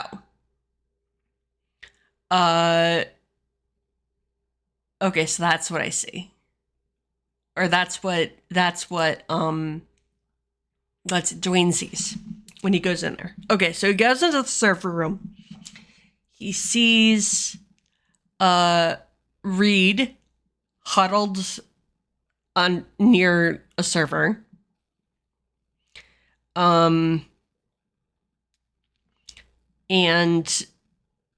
I think Dwayne says, "What the fuck are you doing in here?" Because he's kind of freaked out. I was gonna have him make a panic roll, and I didn't. So his stress is, hold on a sec. His stress is 2. Okay, so he is the lowest stress, actually. He's fine. Okay, so he makes a panic roll. He made a panic roll. He did not panic.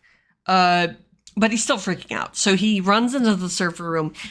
When he sees Reed huddled by the server, he's like, what the fuck are you doing in here? Reed tells him this sob story, and begs him to help, begs Dwayne to help Reed get out of the Icarus. Let me see. Hold on a sec. Problem solver, indecisive, dedicated, callous, timid. Callous. I'm gonna go with callous. So, he is gonna say, we can't go out there right now. And he's going to try to barricade the door. It said that the chairs were bolted to the floor, though, so he can't really barricade the door. He just kind of stands there with his back to the door, like holding it closed. I'm going to say it opens in. All right. So for the rest of this turn, now I need to have the goblin and Ariana and Emmeline are still in the room with the goblin alone. Jeremiah is running towards them. But for this turn, they're going to have to deal with the goblin. Okay, so goblin goes first. And again, I am going to roll the d6. Even as Ariana, odd as Emmeline, and see who it attacks.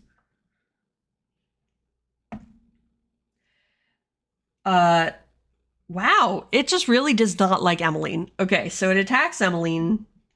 So now I need to roll. Whoops. Combat.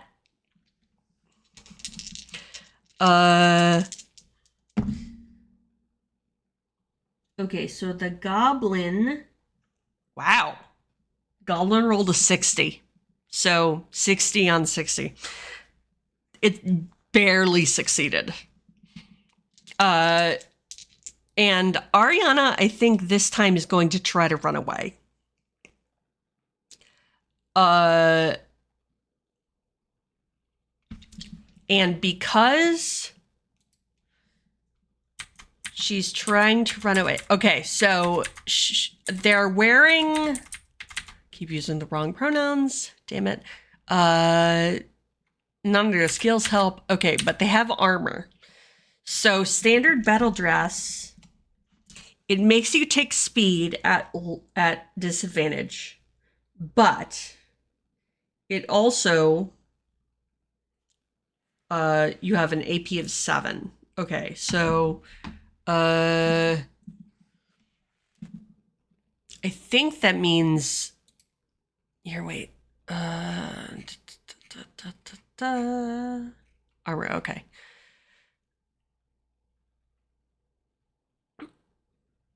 Okay, so speed is always made at disadvantage. How do you make an armor check?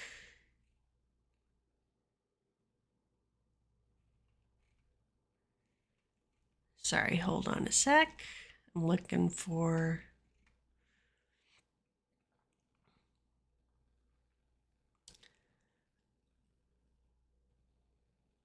Okay,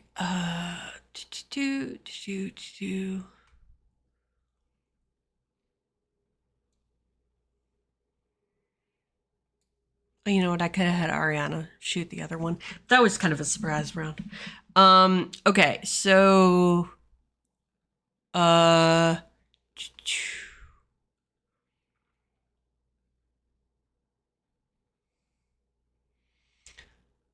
armor saves. Okay, I don't remember. Oh, do people have armor saves? Hold on a sec. Sorry. Okay, strength, speed, intelligence, and sand. Fear. body. Okay, so they don't talk about what an armor save is. How you doing? Oh, you know what? Emmeline would do a try to duck anyway. Okay, so Emmeline is going to try to evade, which means they're going to do a speed test. Okay, so the goblin just made their combat roll. Emmeline's speed is 31, and they rolled a 17. Okay, so Emmeline succeeded, and the goblin also succeeded. But, okay, so the rules for rolling against each other are that highest number that doesn't go over your stat wins. So, for instance, if you're doing a straight up combat test against each other and somebody rolled a 30 and another person rolled a 72, the 72 wins even though the 30 is still a success. They're both successes. Let's just say hypothetically they're both successes, but because the 72 is higher, it wins. Uncontested rolls. Okay, so the goblin is going to succeed at the gun. Gun. No, it's stabbing. It's trying to stab. Okay, so it succeeded at its first stab.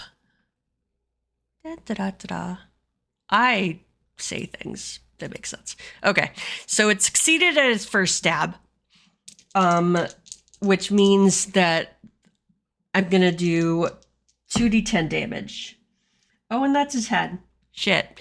So Emmeline is gonna take 18 more damage. Not looking good for Emmeline, guys.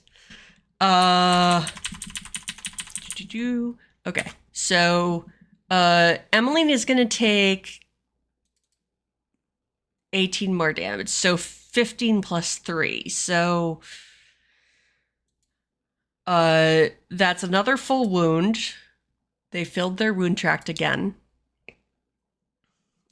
And 3 off of 15, so 12. They're also going to get another bleed. That's gonna be 2 out of 3. Emmeline is about to die. And then I'm going to say that they take their bleed damage at the top of their round, at the top of their turn. So the goblin is again going to... I think it makes more sense if the goblin focuses its attacks on one. I am drinking my smoothie because that happened and I forgot. I'm going to say that it makes more sense if the goblin tries to focus its attacks on Emmeline or on one target.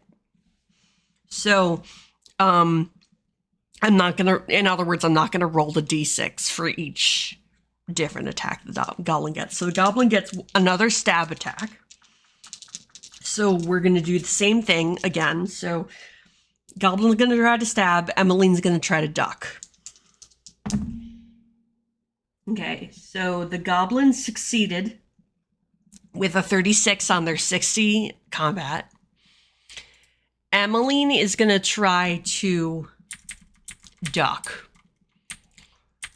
Okay, so Emmeline is going to try to get away. Whoops.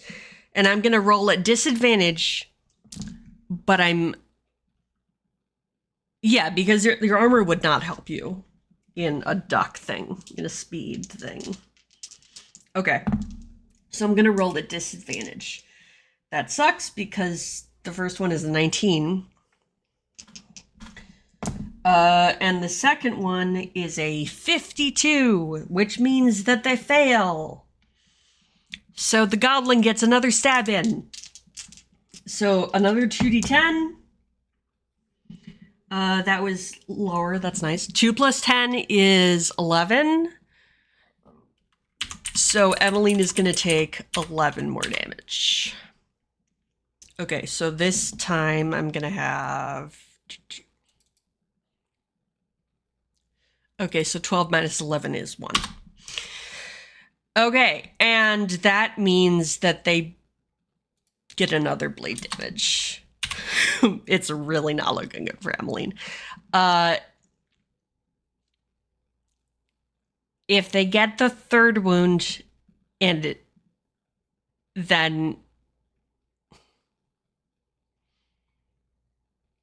I'm not sure if you get the third wound and you just die, or if you get the third wound and then you have a chance to lose your health again.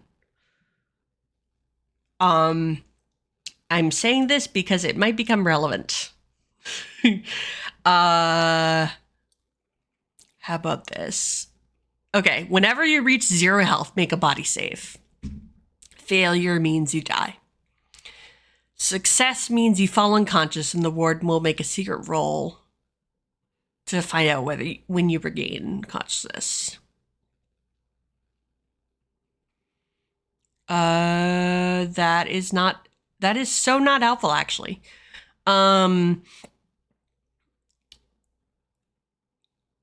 Okay, so I'm going to say that because that's how it's written, whenever you reach 0 health, that means that you can gain 3 wounds and then you can lose health up to 15. So that means that after we get to 3, Emmeline can again lose 15 health, which I'm sure they'll do really fast. Okay, so it's Ariana's turn. So now I'm going to have Ariana's going to try to shoot the goblin. Oh, wait. There was a bite. I forgot about the bite. Okay. So there's one more attack that the goblin has on Emmeline. And Emmeline is looking pretty bad. And of course the goblin rolls an odd 7. So they succeed that attack. As long as Emmeline either fails or succeeds, but lower than odd 7. So actually, this is the best scenario for Emmeline. Okay, so Emmeline is going to roll 2d10. Their speed is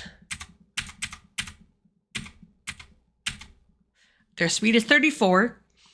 So if I get lower than a 34 or lower, but it's higher than an odd 7, they successfully evade. If I get lower than a 34 and lower than an odd 7, they fail. And if I get higher than a 34, they fail. So it's, yeah. Okay, so roll them bones. I got a 55. So, yeah. Okay, so Emmeline is going to take, and the bite is, I forget, sorry, the bite is 1d10, right? Oh, the bite heals 1d10, I forgot. Okay, so they get a level of bleed. Oops. So 6 bleed. Whoops. Come on.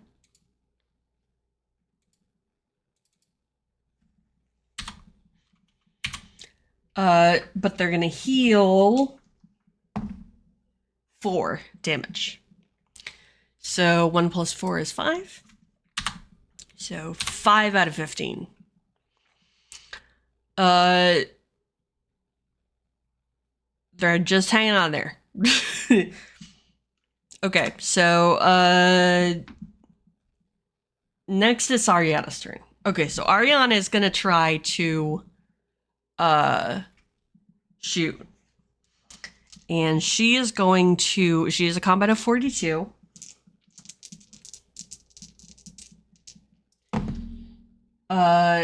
She rolled a so close. She rolled a 49. Fucking hell. Okay, so I'm just gonna say that Ariana whiffs again. Wow. Sucks. Wait. What the fuck? That was not a 0. What is that? That's 3, 5. Okay. And I have to change this because she used another shell. So that's a 2. Okay. Okay, so Ariana whiffs again. Goblin is like, haha, fuck you. And Emmeline's like, I wish you would. Okay. So, now it's Emmeline's turn. And Emmeline is gonna try to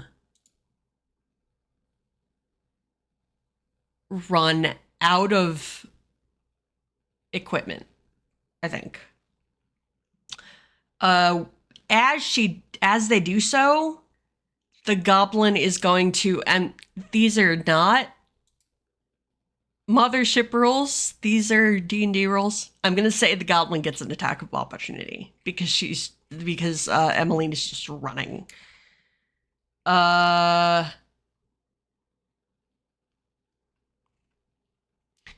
So,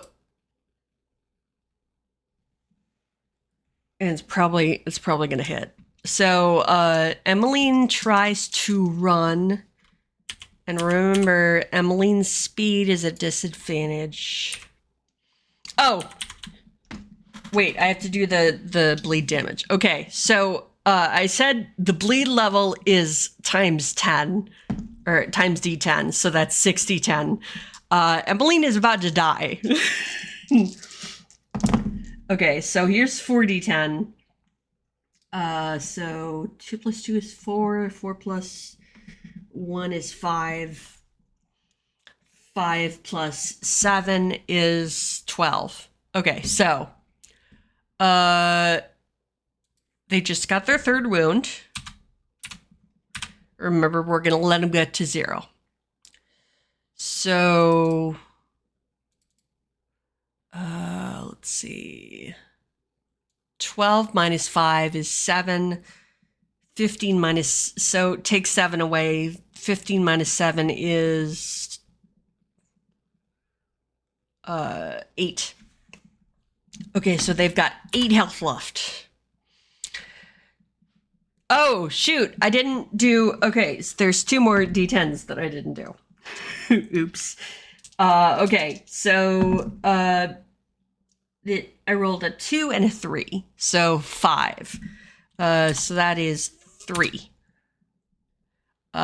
So they're not looking good. Emmeline is gonna try to run. So, whoops. Emmeline is gonna run. And I'm gonna have Emmeline and the goblin do straight up speed tests. Wait, does that make sense? I think... I'm just gonna, you know what? I'm gonna use that instinct number that I had no idea what it means. So instinct is 40. So I'm going to say that for everything that the goblin would use instinct for, they're going to use that 40. Because why not? I mean, we're not going to use the number anyway, either.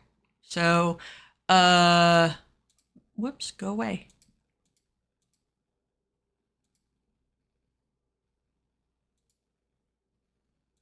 That was weird. I don't know why. Okay. So that's 40. So I'm going to use instinct for all the other stats. So strength, speed, intelligence, that kind of stuff.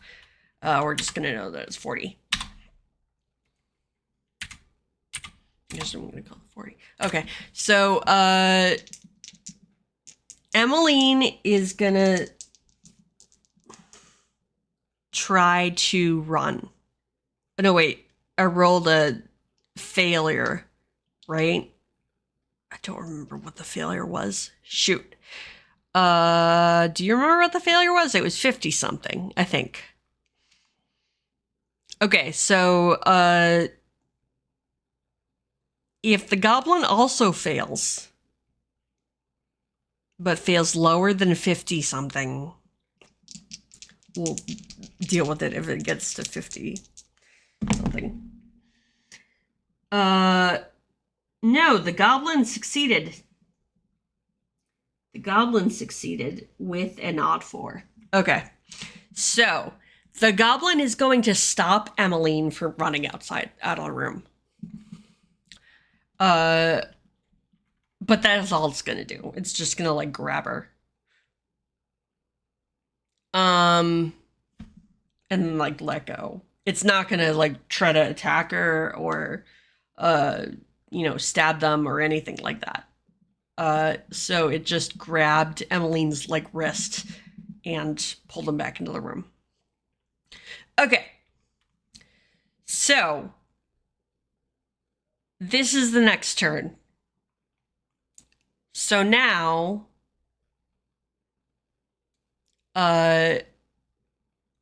who's you? It says Jeremiah is also going to run into the room. Equipment is getting crowded, man.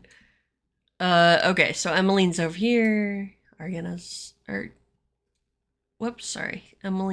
over here. Ariana's over here. Jeremiah's like over here. Okay. All right. So now we need to make a speed test for Jeremiah because he's in the initiative order. Again, sorry for D&D terms. Okay, so Jeremiah's speed is 33. Okay, so that is a oh fuck! Jeremiah just got a 99. That is the third 99 of the night. You guys, this doesn't fucking happen. Okay, so I'm going to make him... He fails that speed test. So he's going to go... I'm going to have him go between Ariana and Emmeline. Okay, so... and he has to make a stress test. So his stress is 3. 6 plus 4 is 10, so he's fine. So he does not panic. I forgot what kind of weapon he has. Hold on a sec. A nail gun or a pistol. Let me see. Hold on real quick.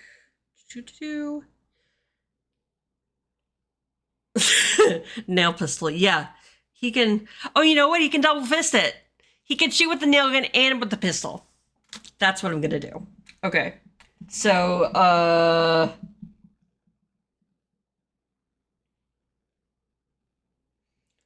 hold on.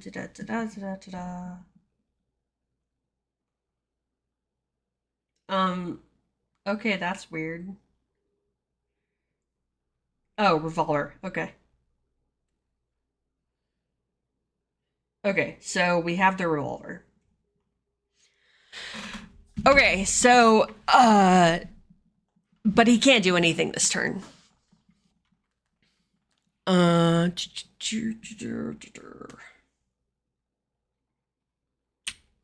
Okay. So now, and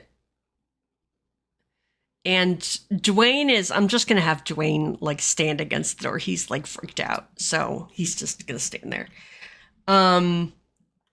Okay. It is the goblin's turn again. Yay. Okay. So the goblin, now it's got 3 potential targets. So, let's see. 1, 2, Emmeline, 3, 4, Ariana, 5, 6, Jeremiah. I'm rolling d6. 4, Ariana. Okay. Emily got her brief. Okay, so Ariana is going to take... So the goblin is going to make 3 attacks at Ariana. So the goblin rolls 60 against the 60, and they got... Ooh, they got a 65, so they actually failed that combat roll. Ariana is fighter, so she is also going to try to fight back. Okay, so Ariana got... Oh, fuck. Ariana got a 94. So she also failed. But you know what? She failed higher. So, she is going... No, wait. Yeah. Okay, so she is going to hit with her shotgun. Okay, so the shotgun... Oh, shit. The shotgun does 40-10 damage. Is that true?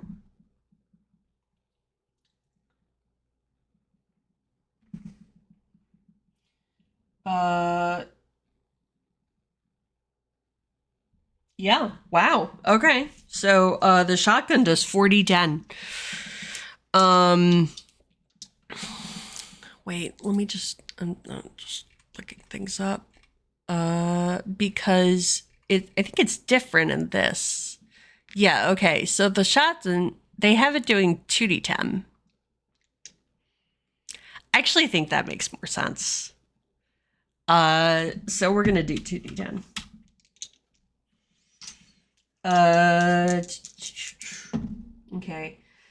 8 and 2, so 10. So Ariana does 10 damage to the goblin, which means that she does 1 and 9, so it's back to... Okay, so we have 1 out of 15. And I have to mark down her ammo.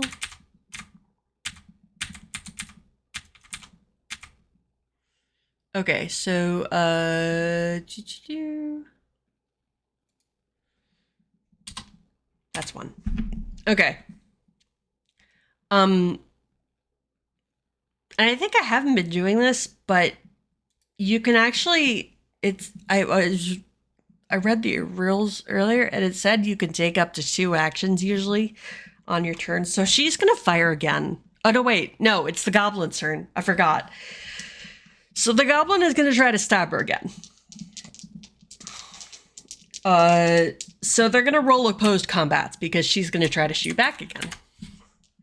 Okay, so goblin stabs. Goblin fails with a 95. Ariana shoots. She also fails with a 99. Yeah, pew, pew, pew, pew, pew. Let's go. Okay, that is the 4th 99 of the night. I would like to hear... Wait.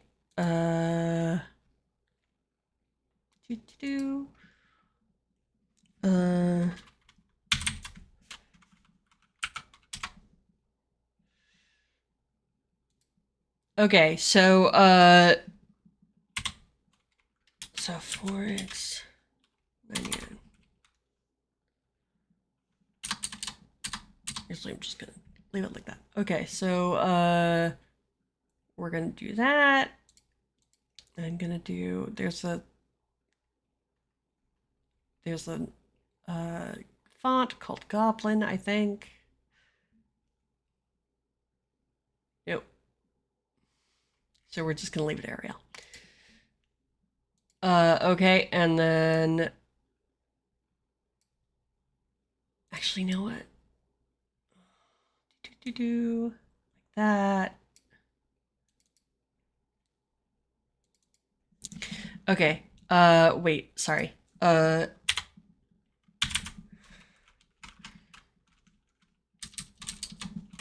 So 99s. We've got 4 of them so far. Okay. Because holy shit. 499s. Okay, so that means 2 things. It means that she hits. It also means that she might panic. So first I'm gonna do the damage. So 2d10 damage. 99 plus 6. So 15 damage. I feel like the goblin is about to get another wound. Yes. 15 minus 1 is 14. 14 minus 10 is 4. So 10 minus 4 is 6. So 6 out of 10.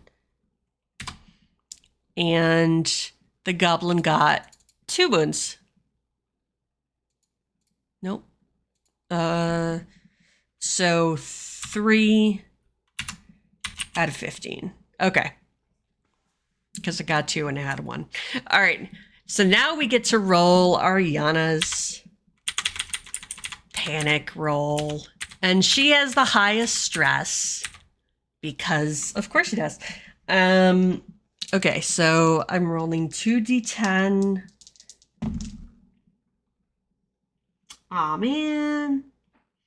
She got a 9 out of 10. So she actually got a really good roll. She got a 19 for a stress roll. And again, you have to get under to cause them to panic.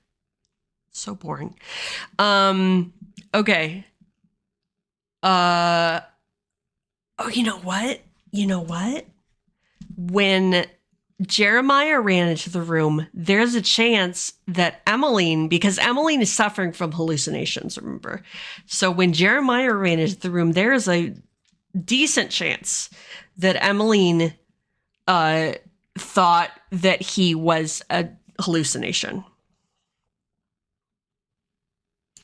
So I'm just going to roll for it. Even she did, odd she didn't. Even! So, Emmeline... Wait, nope. Not that one. That one. Okay, so...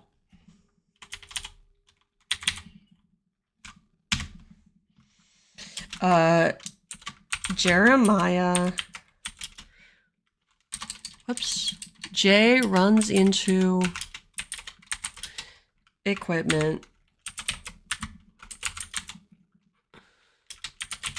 And Emmeline thinks he is a hallucination.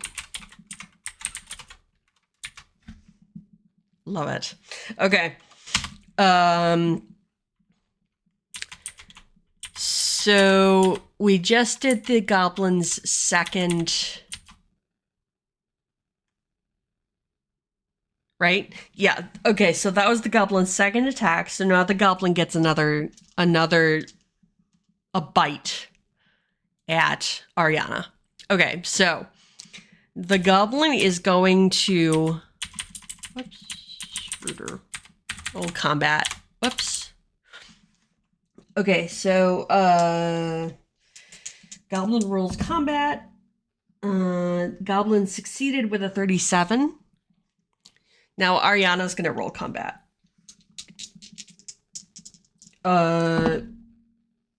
Ariana also succeeded with, oh, damn it, a 36. Wait. Yeah, Ariana also succeeded, but with a 36. So actually the goblin wins this time. Okay, that means the goblin bites at Ariana, healing her for 1d10, which she's already at max health, so that doesn't matter. But inflicting bleed.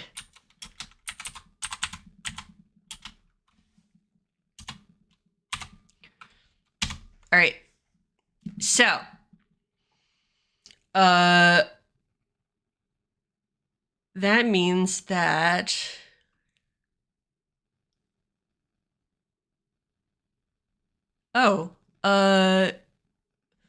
knockback on it says that with the combat shotgun, you get knockback on hit.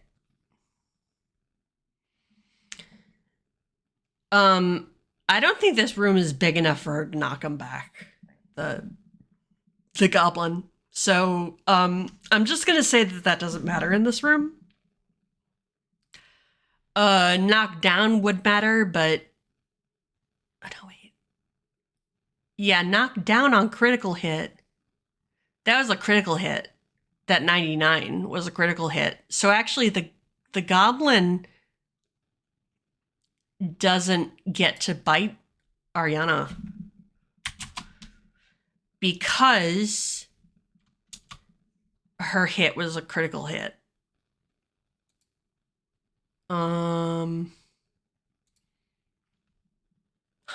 Okay. So the goblin has to, I'm going to say that the goblin needs to spend the rest of this turn getting up. No, it needs to spend next turn getting up. Not this turn. Okay. So the goblin is prone or supine because I hate the fact that they call it both prone. Because supine is when you're laying on your back, but in D&D they call them both prone. When you're actually supine or when you're actually prone. It's a stupid biomajor thing. Okay, so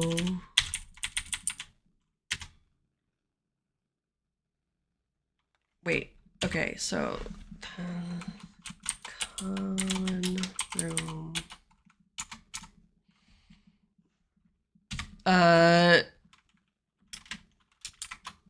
A shoots goblin. I'm gonna say she shot him in the face.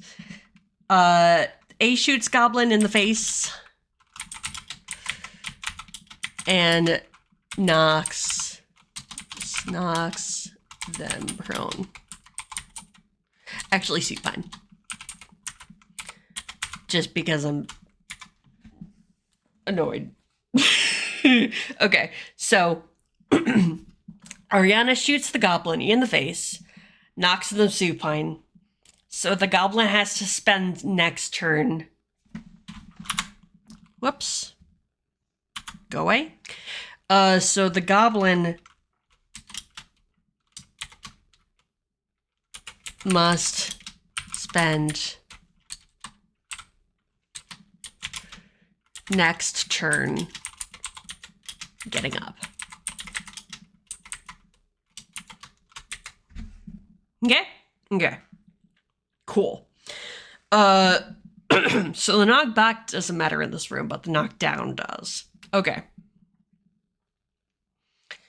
So that was the goblins. That was actually the goblin's turn. So now we have actually Ariana's turn. So she's going to fire again. Oh, no, wait. No. She has to... Okay, so... Combat shotgun. Okay. So let me look at the whole thing about reloading. Okay, because this matters now, of course. Okay, so reloading a weapon takes a significant action. However, if you have military training or a firearm skill, then you can reload as a free action. This assumes that your magazines, bullets, or shells are easily accessible. I think she would keep them. No amount of training can prepare you for routing around a loaded pack like for ammunition. Okay. I also have to decide how many extra shells I think she has. So it doesn't say that you have extra shells. Does that mean she doesn't have any? Because,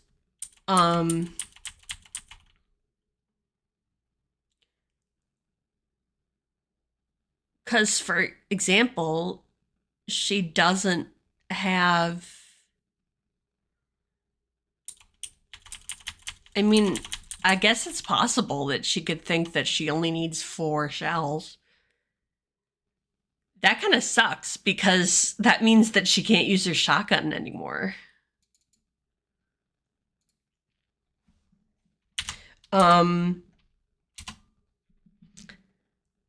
I think that she can only use it as like a club now. So let me see real quick. I'm using the weapons table in the app.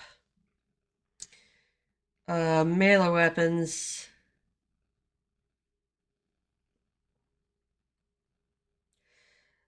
I think it would be closest to like a crowbar. And a crowbar does 1d5 damage. Okay, so she no longer has a combat shotgun. She has a club. And it only does d5. 1d5.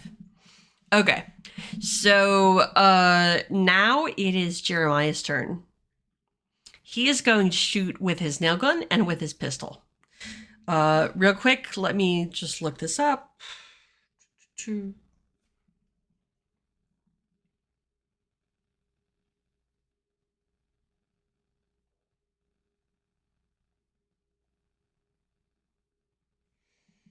Wait, sorry. Okay. So he's gonna shoot with the nail gun. The magazine size is 32. Okay. Actually, did they say the nail gun? No, it's not. Okay. Okay, so the nail gun right now has 32 out of 32 bullets. Actually, I'm gonna say 31 out of 32 because we're about to shoot with it.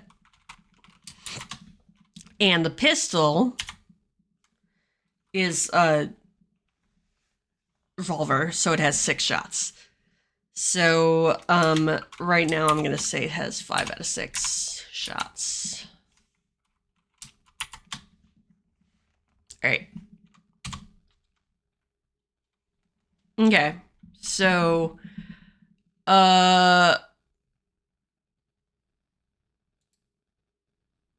do you think industrial equipment covers nail guns?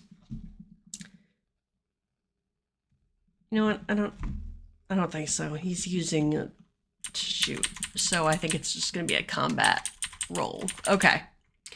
So Jeremiah is going to roll combat. Once for the nail gun and once for the pistol. So for the nail gun, he got a 75, which is fail. Now the and it's ranged, so the goblin just takes I don't know, I think like a body roll, and it doesn't have any armor on, so it just takes a straight body roll. So the body is 40. We decided. Okay, so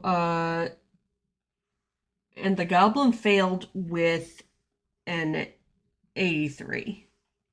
Oh, jeez. Okay, so the goblin actually won that contest.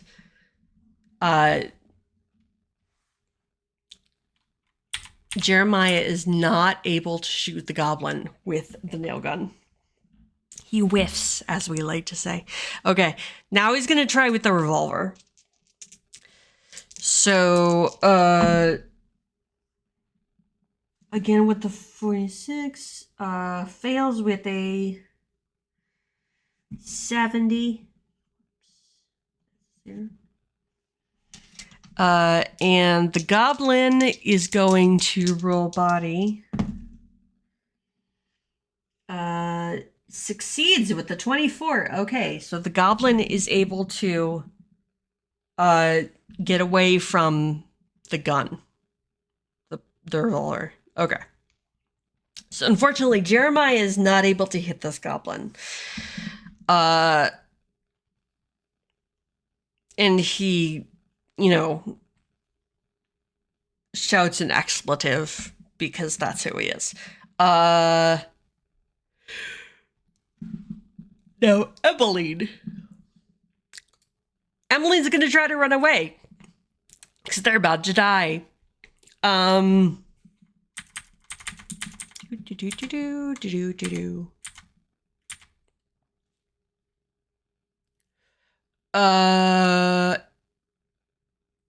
So Emily is gonna roll speed, and I'm gonna have the goblin again roll speed. They're gonna roll contested speed. Okay. Have a good dinner, Phoenix, and I'll see you later. Thank you. Okay, so Emmeline fails with 76.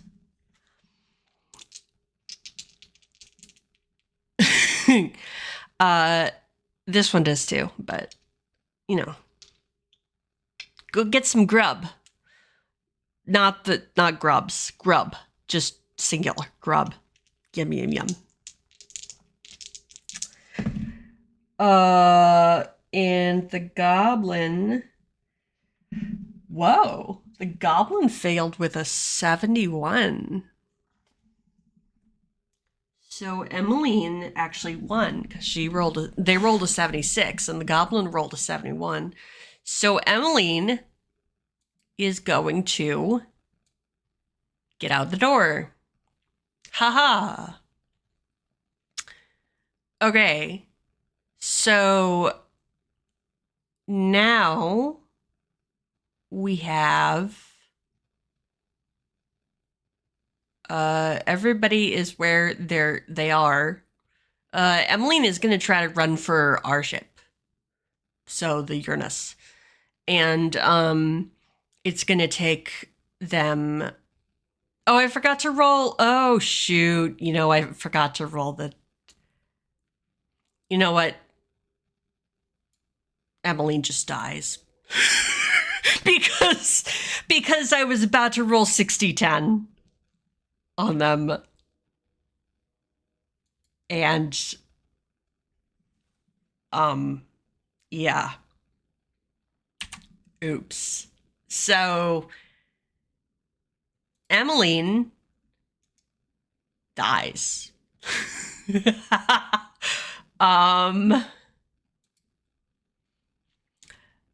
Hold on a sec. Let me do that. Okay. So now Jeremiah and Ariana are going to make panic rolls. So first, Ariana, her stress is 6.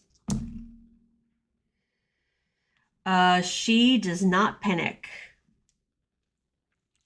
Then Jeremiah, his stress is 3. He also does not panic. Okay, Probably because they're Marines. So, yeah, they're just kind of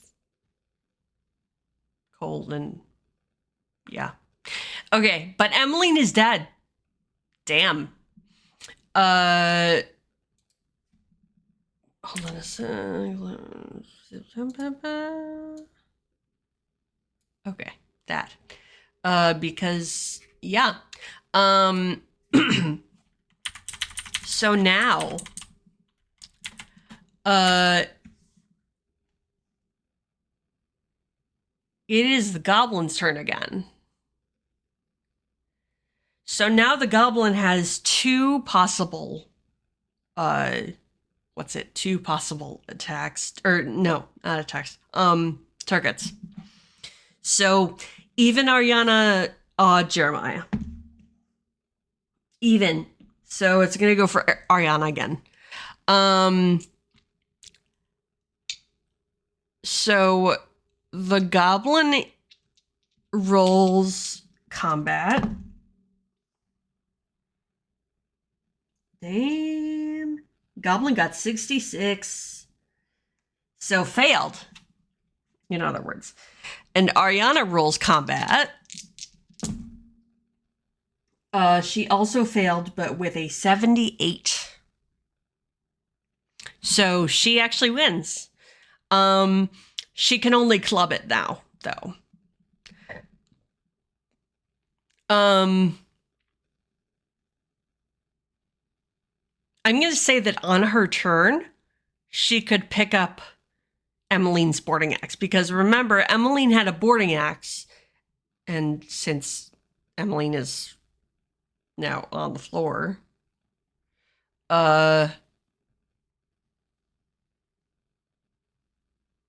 yeah.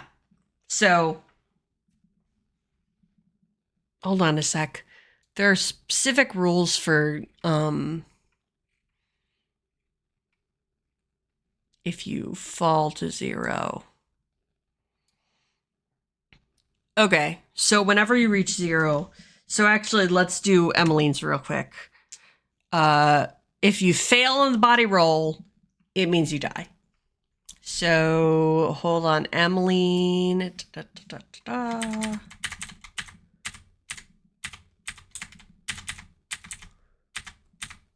Okay, so body is 21. So if I get 21 or under, then nope, I got a 29. Rip Emmeline.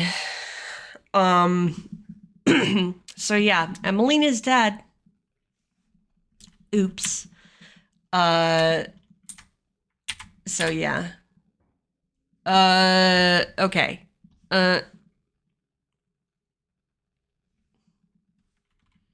Oh, you know what? I haven't been... if they make a panic roll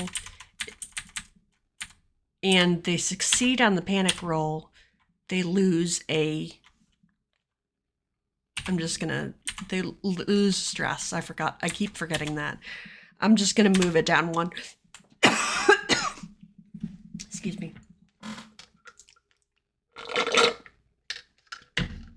My smoothie's gone. Where's my water? There's my water. Okay.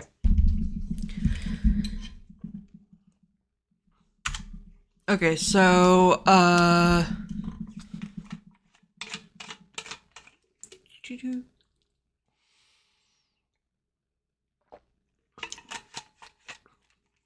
right. So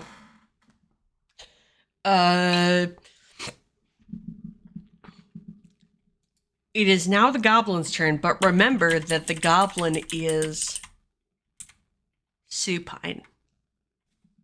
Hold on a sec, I want to write something.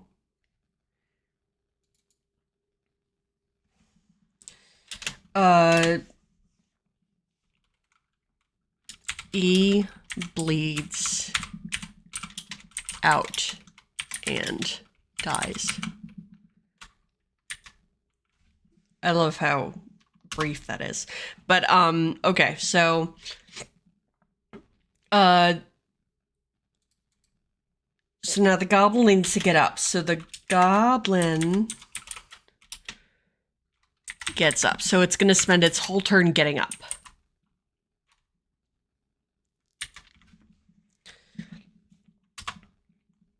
And now it is Ariana's turn.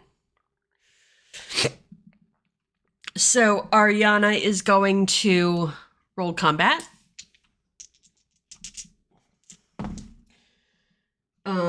And she fails with a 70. The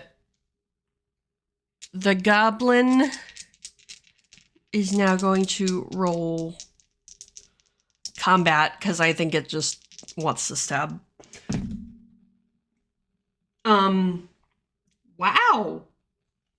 The goblin also fails with a 70.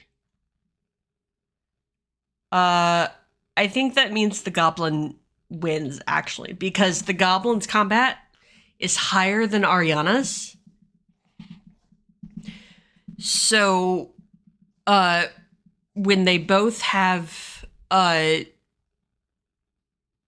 they both fail, and then they both fail with the same number, I think it goes to the skill. So the goblin's skill is higher. Okay, so I'm gonna roll that the goblin can either stab or bite. I think stab. So the goblin's gonna stab, which is 2d10. And that is a 6 plus 10. Shit. So 16. So Ariana takes 16 for a total of 4 out of 20. And now she's got bleed plus 1. Okay. That sucks for her because the bleed really sucks. Now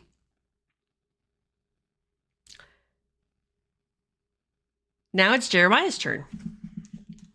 Okay, so Jeremiah is also going to. Oh no! Wait, she can take another swing at the goblin.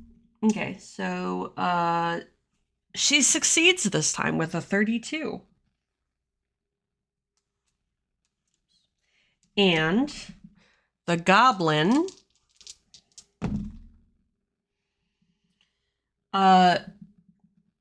also succeeds with a 58, so it's going to hit her again. Okay.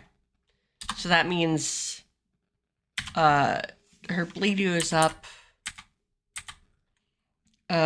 She's going to have 1 wound. And I'm going to roll for the damage. 4 plus 3, so 7. And so that is going to be... So 20 minus 3 is 17. Okay. So at the top of her turn, I'm going to roll 2d10 for her bleed damage. Yeah, it sucks. Okay. So Jeremiah is going to try to shoot the goblin with the nail gun.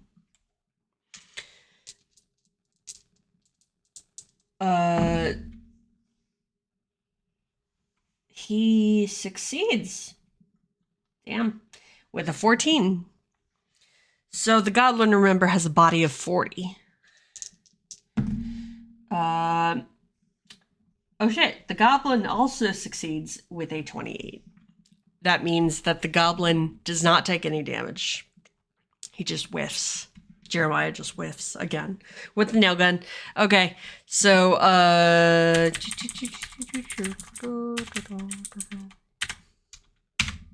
Okay, so now the nail gun is down to 30 out of 32.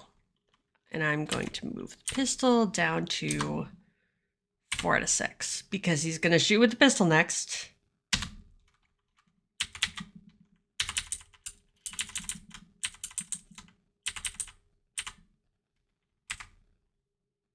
Oh, wait, I did have her. Okay.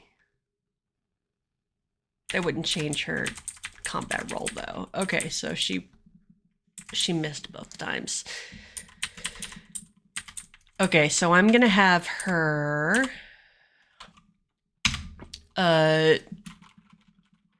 with boarding X. Okay. So now he's gonna shoot with the pistol. Jeremiah is going to shoot with the pistol. And he succeeded again with a 12. This is actually when you want to get close to your skill.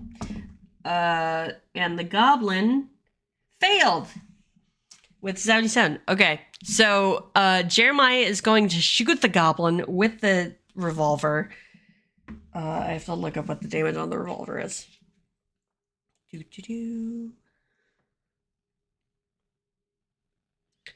Okay, the revolver is 1d10 plus 1.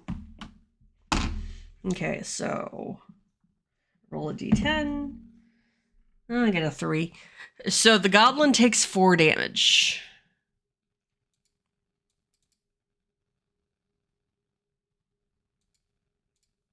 So 6 minus 4 is 2. So 2 out of, whoops. 2 out of 10. Cool. Okay. So now it's the goblin's turn again.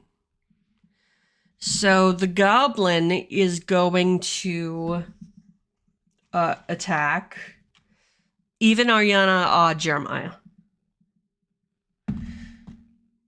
So this time I got odd. Okay, so the goblin is going to attack Jeremiah, perhaps because he landed his first shot on the goblin. So the goblin is going to roll combat.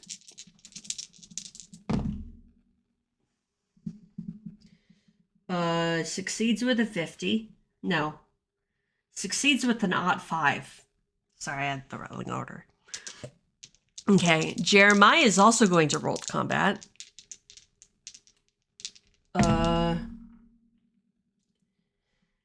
Fails with a 93. Okay, so the goblin is going to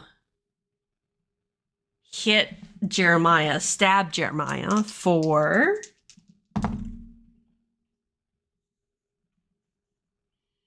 7 damage. So 18 minus 7 is 11. So 11 out of 18. Whoops, that's not what I meant. And bleed plus 1. Okay, so that was the first stab. Now we got the second stab. So the goblin is going to stab again. And this time it rolled an odd 3. So a success. And Jeremiah rolls a 55. That is a failure. So the goblin stabs him again. Shit. For 15 damage. And bleed. And 1 more bleed. Okay, so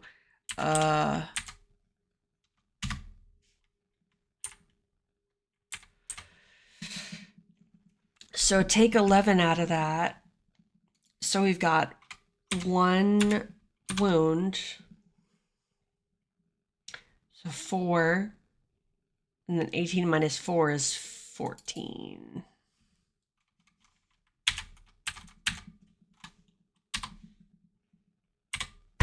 All right.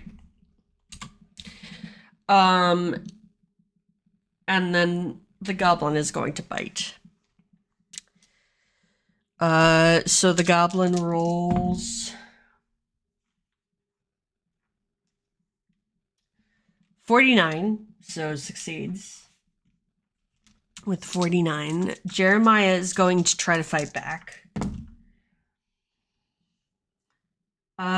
He succeeds, but with a 13, so the goblin actually wins that one. And this one confers one more level of bleed.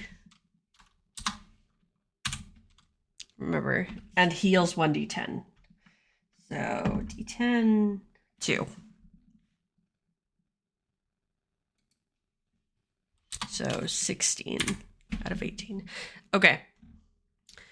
Now it's Ariana's turn. So Ariana is going to swing at the boarding axe. And she succeeded with a 10. No. Oh shit, she succeeded with an odd 1. Oh, I think I did the critical success wrong before when I got the 99. But whatever, it doesn't matter. Okay, she succeeded with an odd 1. I did it in the wrong order again. That means what is a critical with an axe? This I have to look up.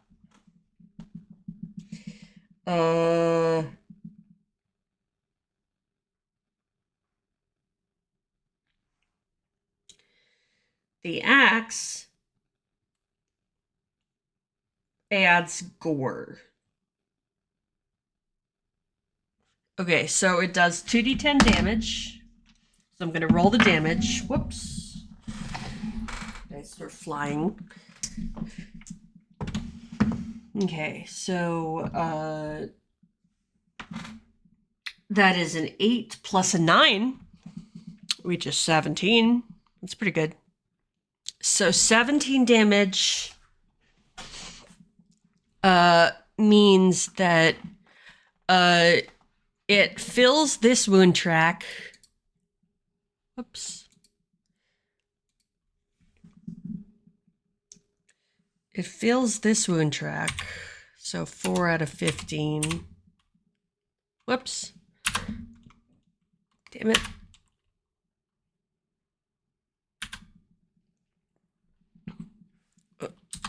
That's a 15.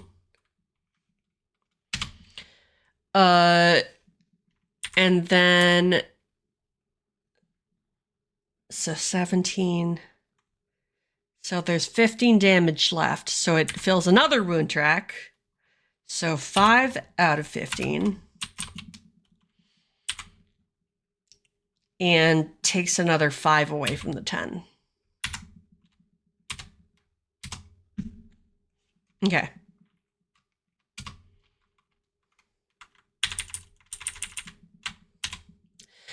I'm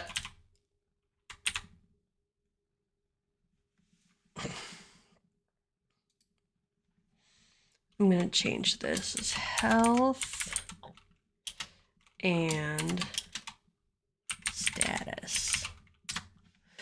Okay, so I'm going to say the goblin this time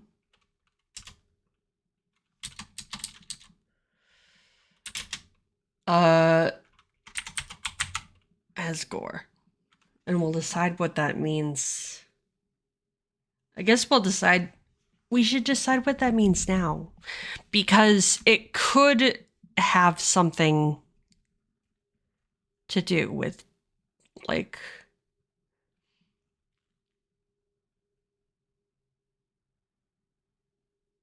I don't know. Okay. I feel like if the goblin was trying to run away, it would slip. Okay, we'll talk about it in the next thing because Ariana gets an wait. She swung once. Did she swing twice? I don't remember. I feel like she did. So I think it's Jeremiah's turn. Okay, so he's going to shoot with his nail gun.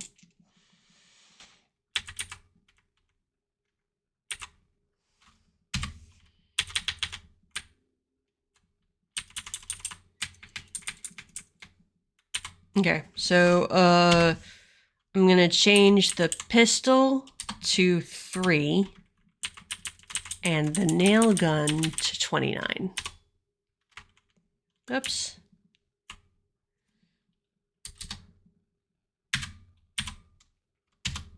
Okay. Because he's going to try both. Okay, so he shoots with the nail gun.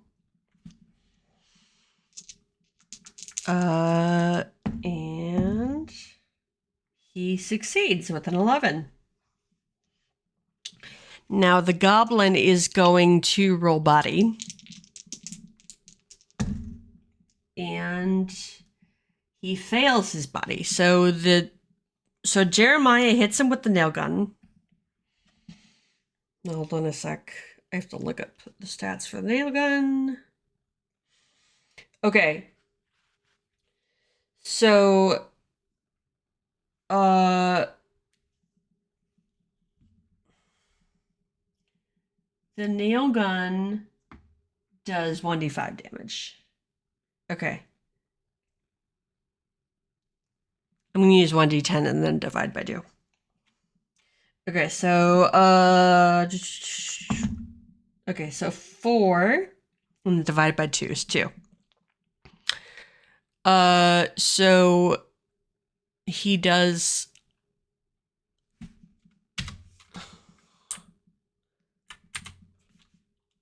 2 damage, which means that the goblin is down to 3. And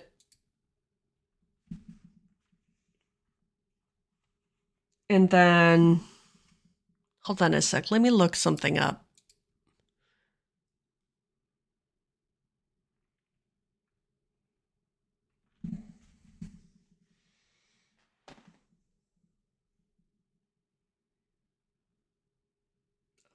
I'm sorry. I'm just looking something up real quick.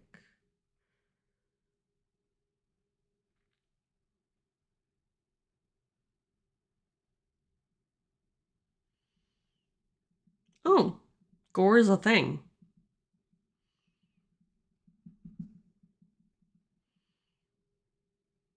Okay, so I might have been doing the bleeding wrong.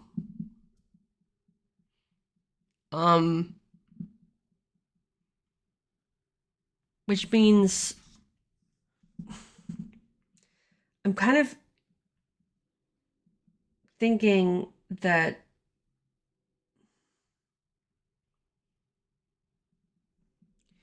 so when it says bleeding on all the other things, it says bleeding is a critical effect.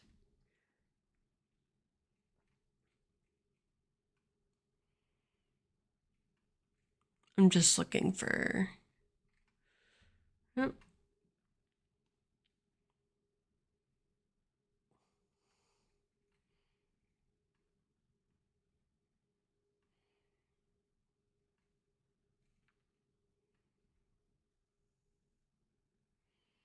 Okay, so this says whenever you lose an opposed combat check, you take damage, which is subtracted from your health. If the hit was a critical success, or if you take more damage than half your max health in one hit, you'll need to make a panic check. Oh, so I should have had people make panic checks all the time. Anyway, I'll just have everybody make a panic check right now. Okay. So I'm going to have, and I'm not going to have the goblin make a panic check because the goblin's not so already. Okay, so Ariana's going to make a panic check. So remember, her stress is 6. No, her stress is 5. It doesn't matter because I just rolled a 4 for her. So that means, oops, panic. Panic. Nope. Sorry, don't look. Wait.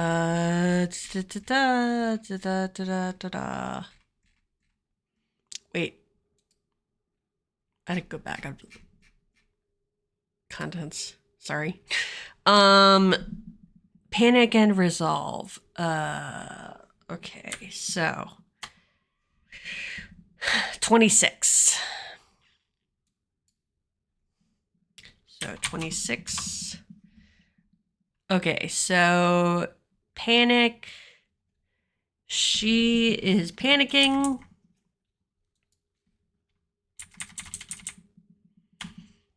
So I am going to have her do her panic effect right now. Okay, so that is a 3 and a 0. So 3, laser focus, advantage on all rolls for the next 1d10 hours. Okay.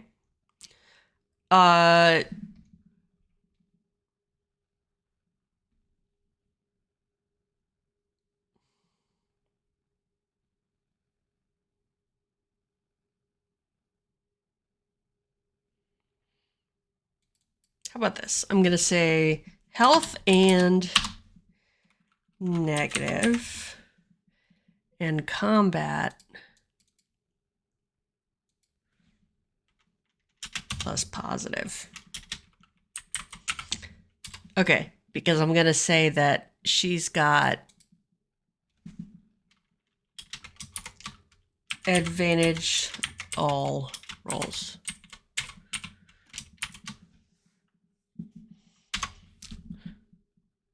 Wait, sorry. I've got to roll her the hours for 6 hours. Advantage all roll on all rolls.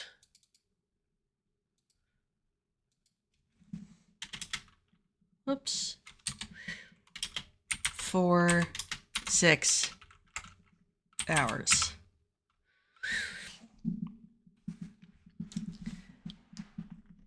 Y'all, I'm thinking that I'm going to call it soon.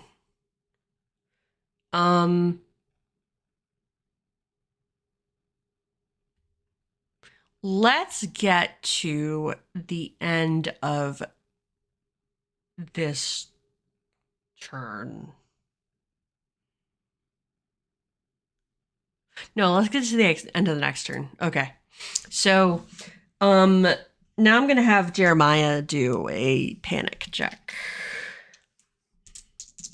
So his stress is, I forget, but it's less than 6. So he does not panic.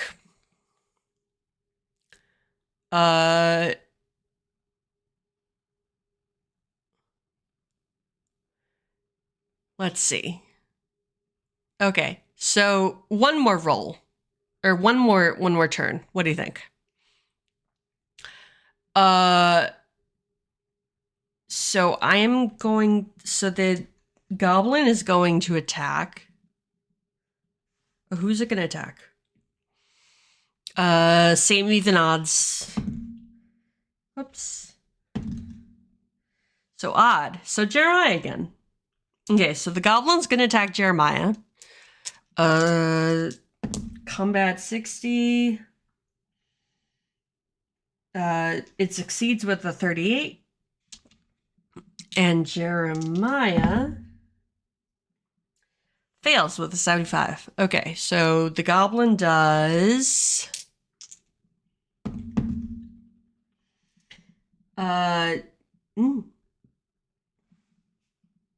Oh, that's a 6.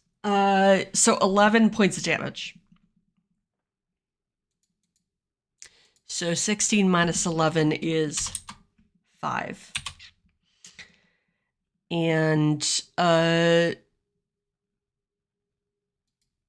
I'm just gonna keep doing the bleed the way I was.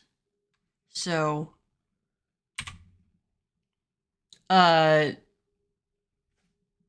So it causes 4 bleed. Or it adds another bleed. Okay. So now the goblin is going to try to stab him again.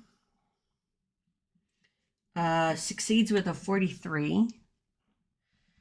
And Jeremiah. Ooh. Succeeds with 11. Unfortunately, the goblin succeeded with a higher number. Okay, so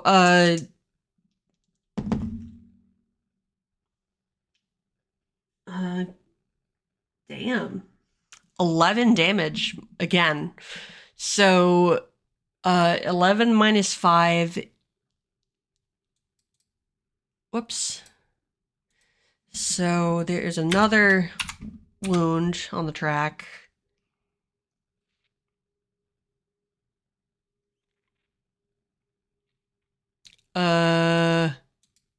Okay, so 11 minus 5 is 6. 18 minus 6 is 12. So 12 out of 18. I keep forgetting to do the bleed damage. So bleed is 2d10. So Ariana took 4 damage.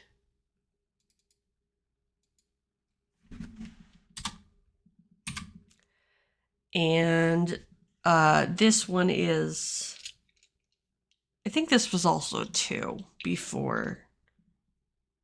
Yeah. Okay.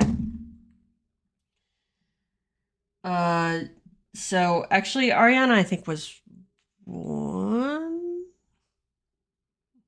Nah, 2. Okay, so 6 plus 2 is 8. So Jeremiah is going to take 8 damage. So 12 minus 8 is 4. All right. And he's going to take...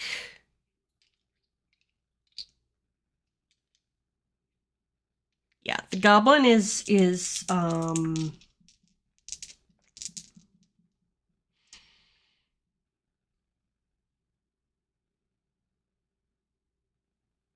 thinking about this. The goblin is going to try to bite Jeremiah now.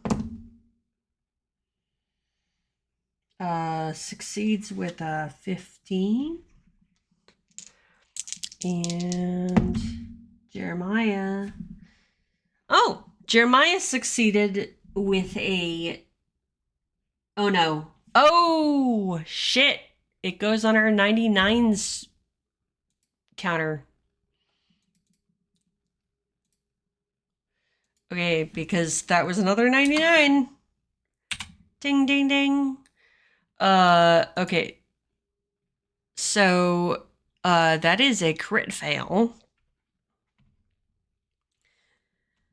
So, I'm gonna... Okay, wait. So, the goblin does... does 1 more bleeding damage. And heals... Oh, 9. So 9 plus 4 is 13. But yeah, Jeremiah is gonna make a stress check, panic check, and he is fine. He succeeds with that. Yeah. So that's what the goblin did. So now it's Ariana's turn. Ariana's actually going to try to bandage up.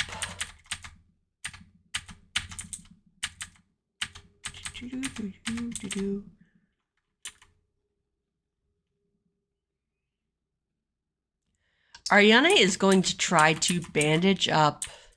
She doesn't have any skills. She's going to try to bandage up herself. So she's going to make an intellect roll. And that is a failure.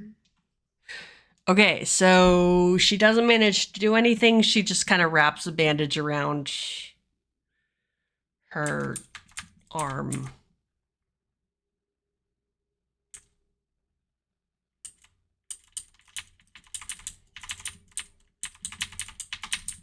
All right. And then she's still able to do one more thing. So she's going to take a swing at the goblin.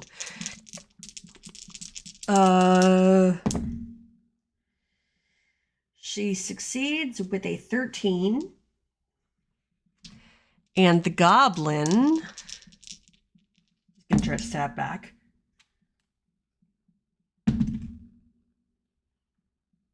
Whoa! Succeeds with a 59. Just succeeds.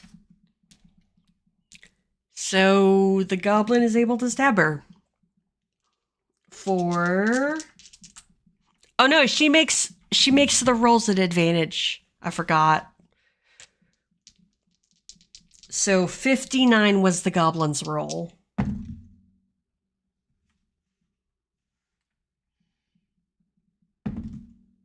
Okay. She rolled a 47, so she doesn't succeed. She doesn't win that. You know what I'm saying. Okay. The goblin fights back. I feel like I might be giving the goblin too many turns. But I'm about to end, so it doesn't matter. The goblin stabs her for...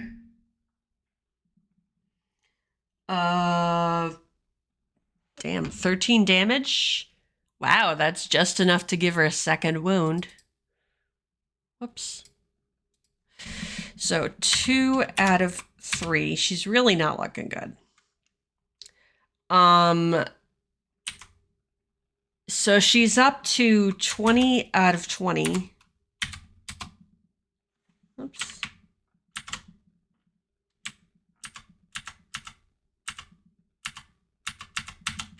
Shit, I don't remember how... Her bleed was 2, right? No. 3? Well, now her bleed is 3. Okay, so she's up to 20 out of 20. And she's bleeding. Whoops. Bleed plus 3. Okay. Oh,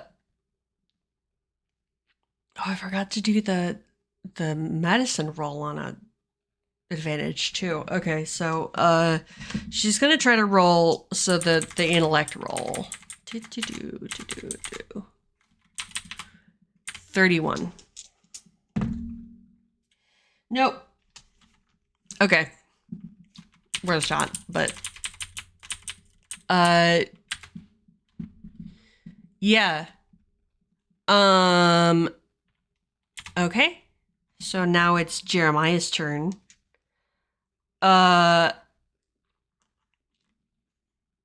He is also going to try to bandage. He's going to try to bandage himself. So let's see. Skills. I'm going to say jury rigging gives him a plus 10. He doesn't have...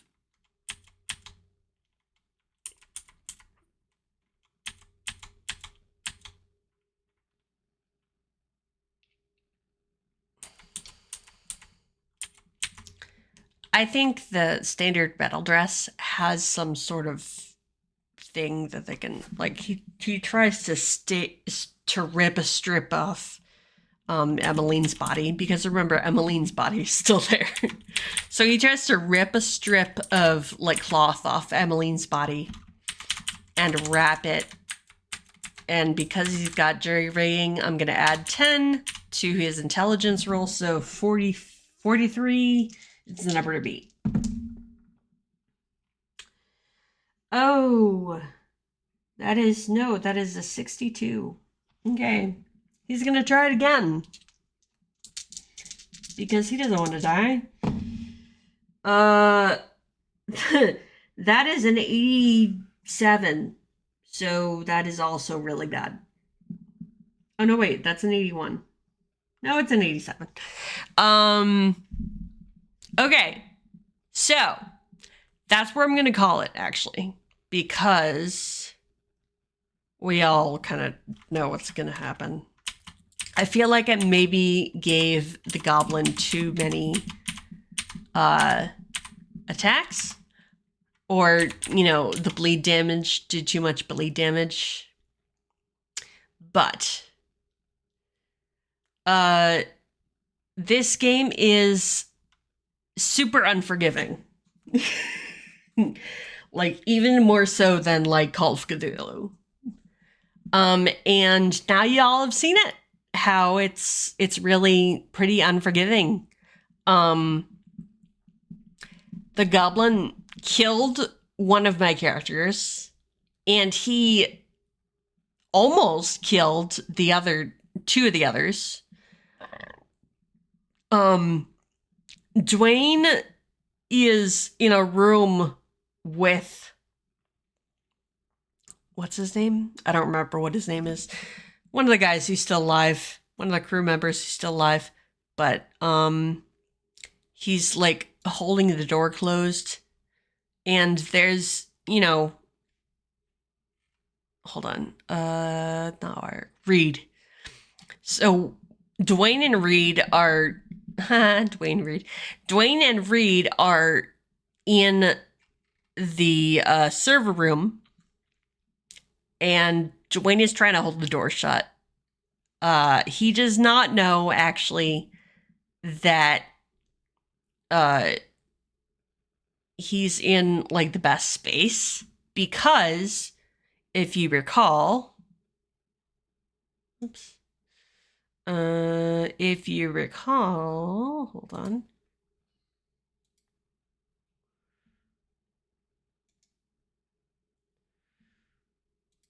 Okay.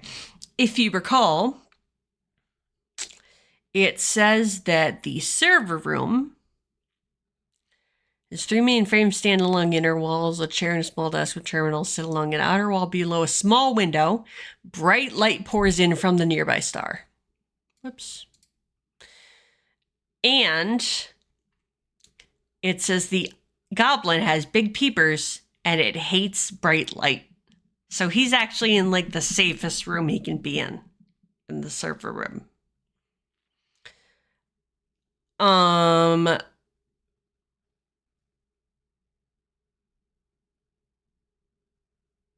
So who knows if I have a feeling the goblin is going to kill Ariana and Jeremiah. I think that's going to happen. And then it'll go after anybody who's left alive. Let's see.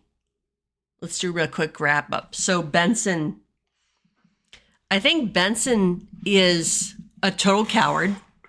And so he is going to close the doors of the Uranus, and I mean, it's whether he's going to be able to pilot the ship or not is a good question. Here, wait, sorry. Whether he's going to be able to, like, pilot the ship to survive long enough for someone to pick him up.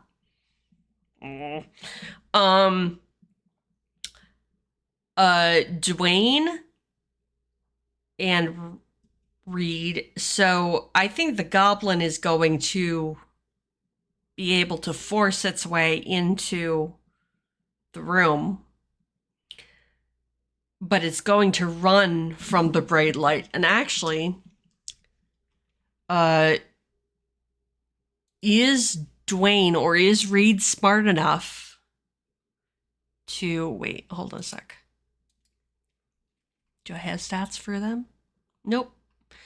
Okay, so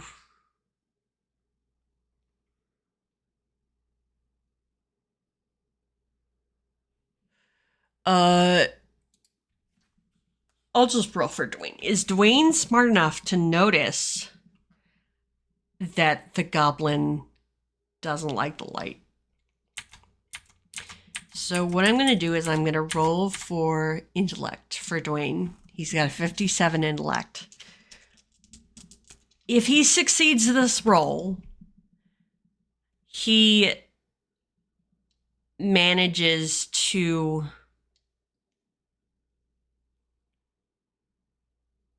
actually, you know what? I think he's going to die either way.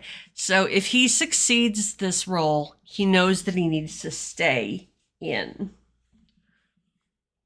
that room. If he does not, so if he succeeds, he dies of starvation.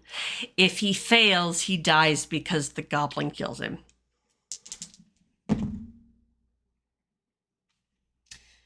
Wow, he succeeded with an odd 3. You know what?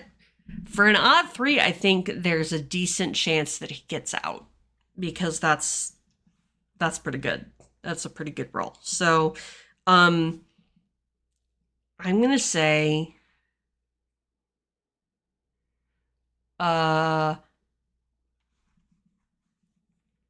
if he makes his speed check, he is able to get out before the goblin chows down on him.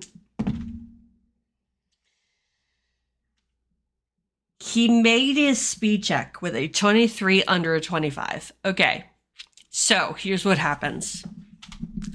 Dwayne and Reed are in the server room in the bright light, and the goblin pushes on the door, because remember, Dwayne is holding it closed. And he pushes open the door and he runs inside, but there's bright lights. So he screams, you know, goblin, and takes a wound and runs away. Dwayne figures out the goblin is afraid of light. And so he lures the goblin back to the room.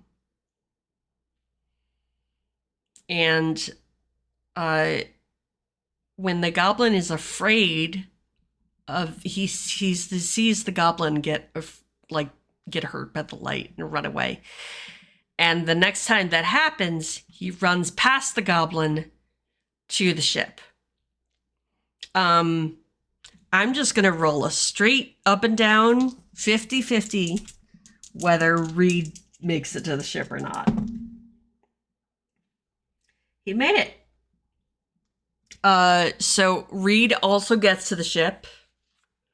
So Dwayne, Reed, and Benson are on the Uranus, the usable ship, and they managed to fly away, since now there's 3 of them. But that goblin is still out there, and now he's got a lot of knobs to heal on.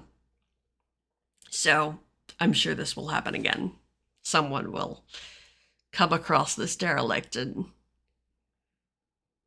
have to, you know, encounter the goblin again.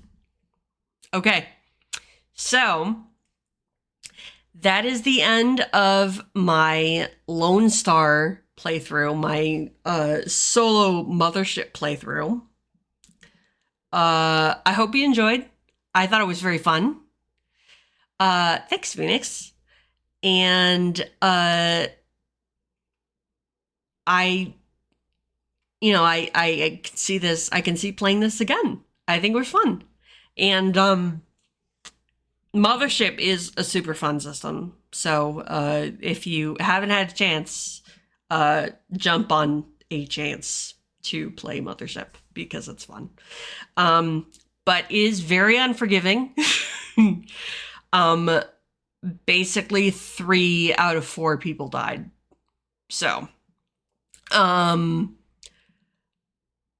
but yeah, so we lost one of the androids, we lost the Marines, theoretically probably, and the goblin is still out there, and someone else could definitely find that derelict and end up facing the goblin. And yeah, so next week I'm going to be playing the solo version of Blades in the Dark.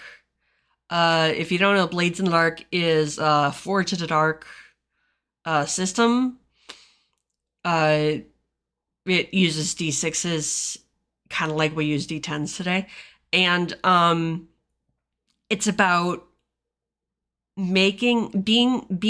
okay, so it's about being criminals and making and heisting in like a fantasy city, and so it's like super cool.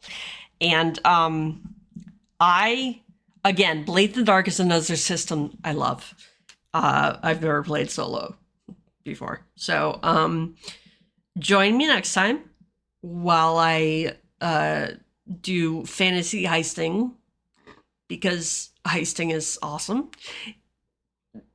I didn't say that. I totally didn't say that. No. Yeah, and for the next like 15 minutes, any donations that come into my coffee, I will split that and anything that came in throughout the stream to my coffee, and donate it to the creators of these wonderful systems. The Solar Rules, Lone Star, for Mothership, the system that it was originally made by Tuesday Night Games. And what else? The module. There's a Goblin Loose in Icarus Station. And hold on, let me just do this real quick.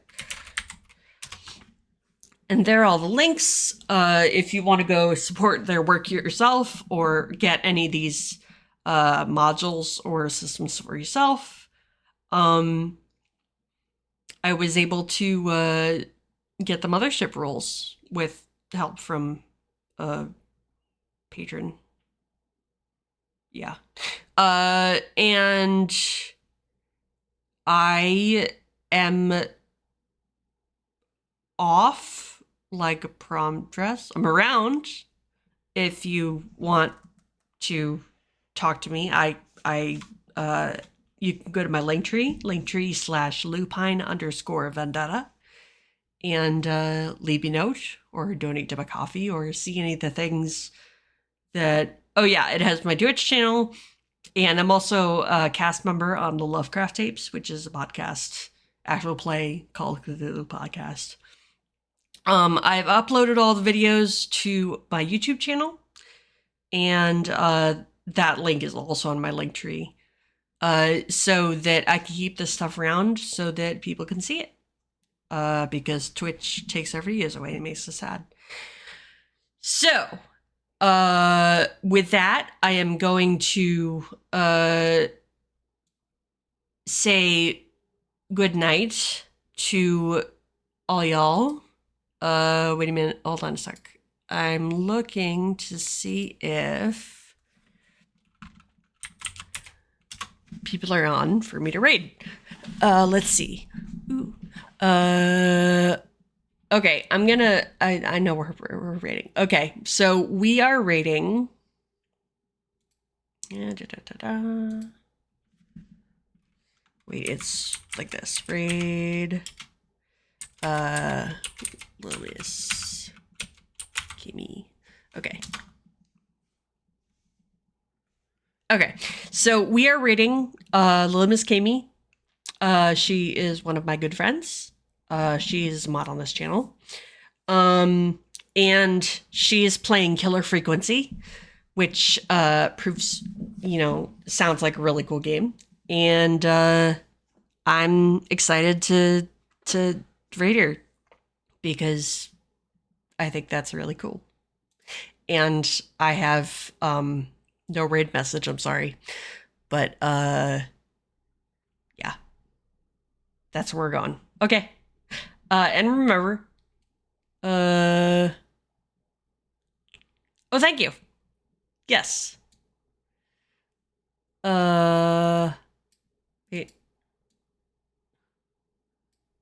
Haha, thank you.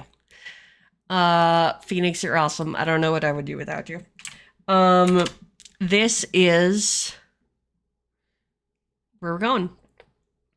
And we're reading. That's fine. Okay. And please remember, even if you think you're trash, you're probably someone, you're some possum's treasure, because I love you and possum. Okay. Let's go. And now we raid. Woo.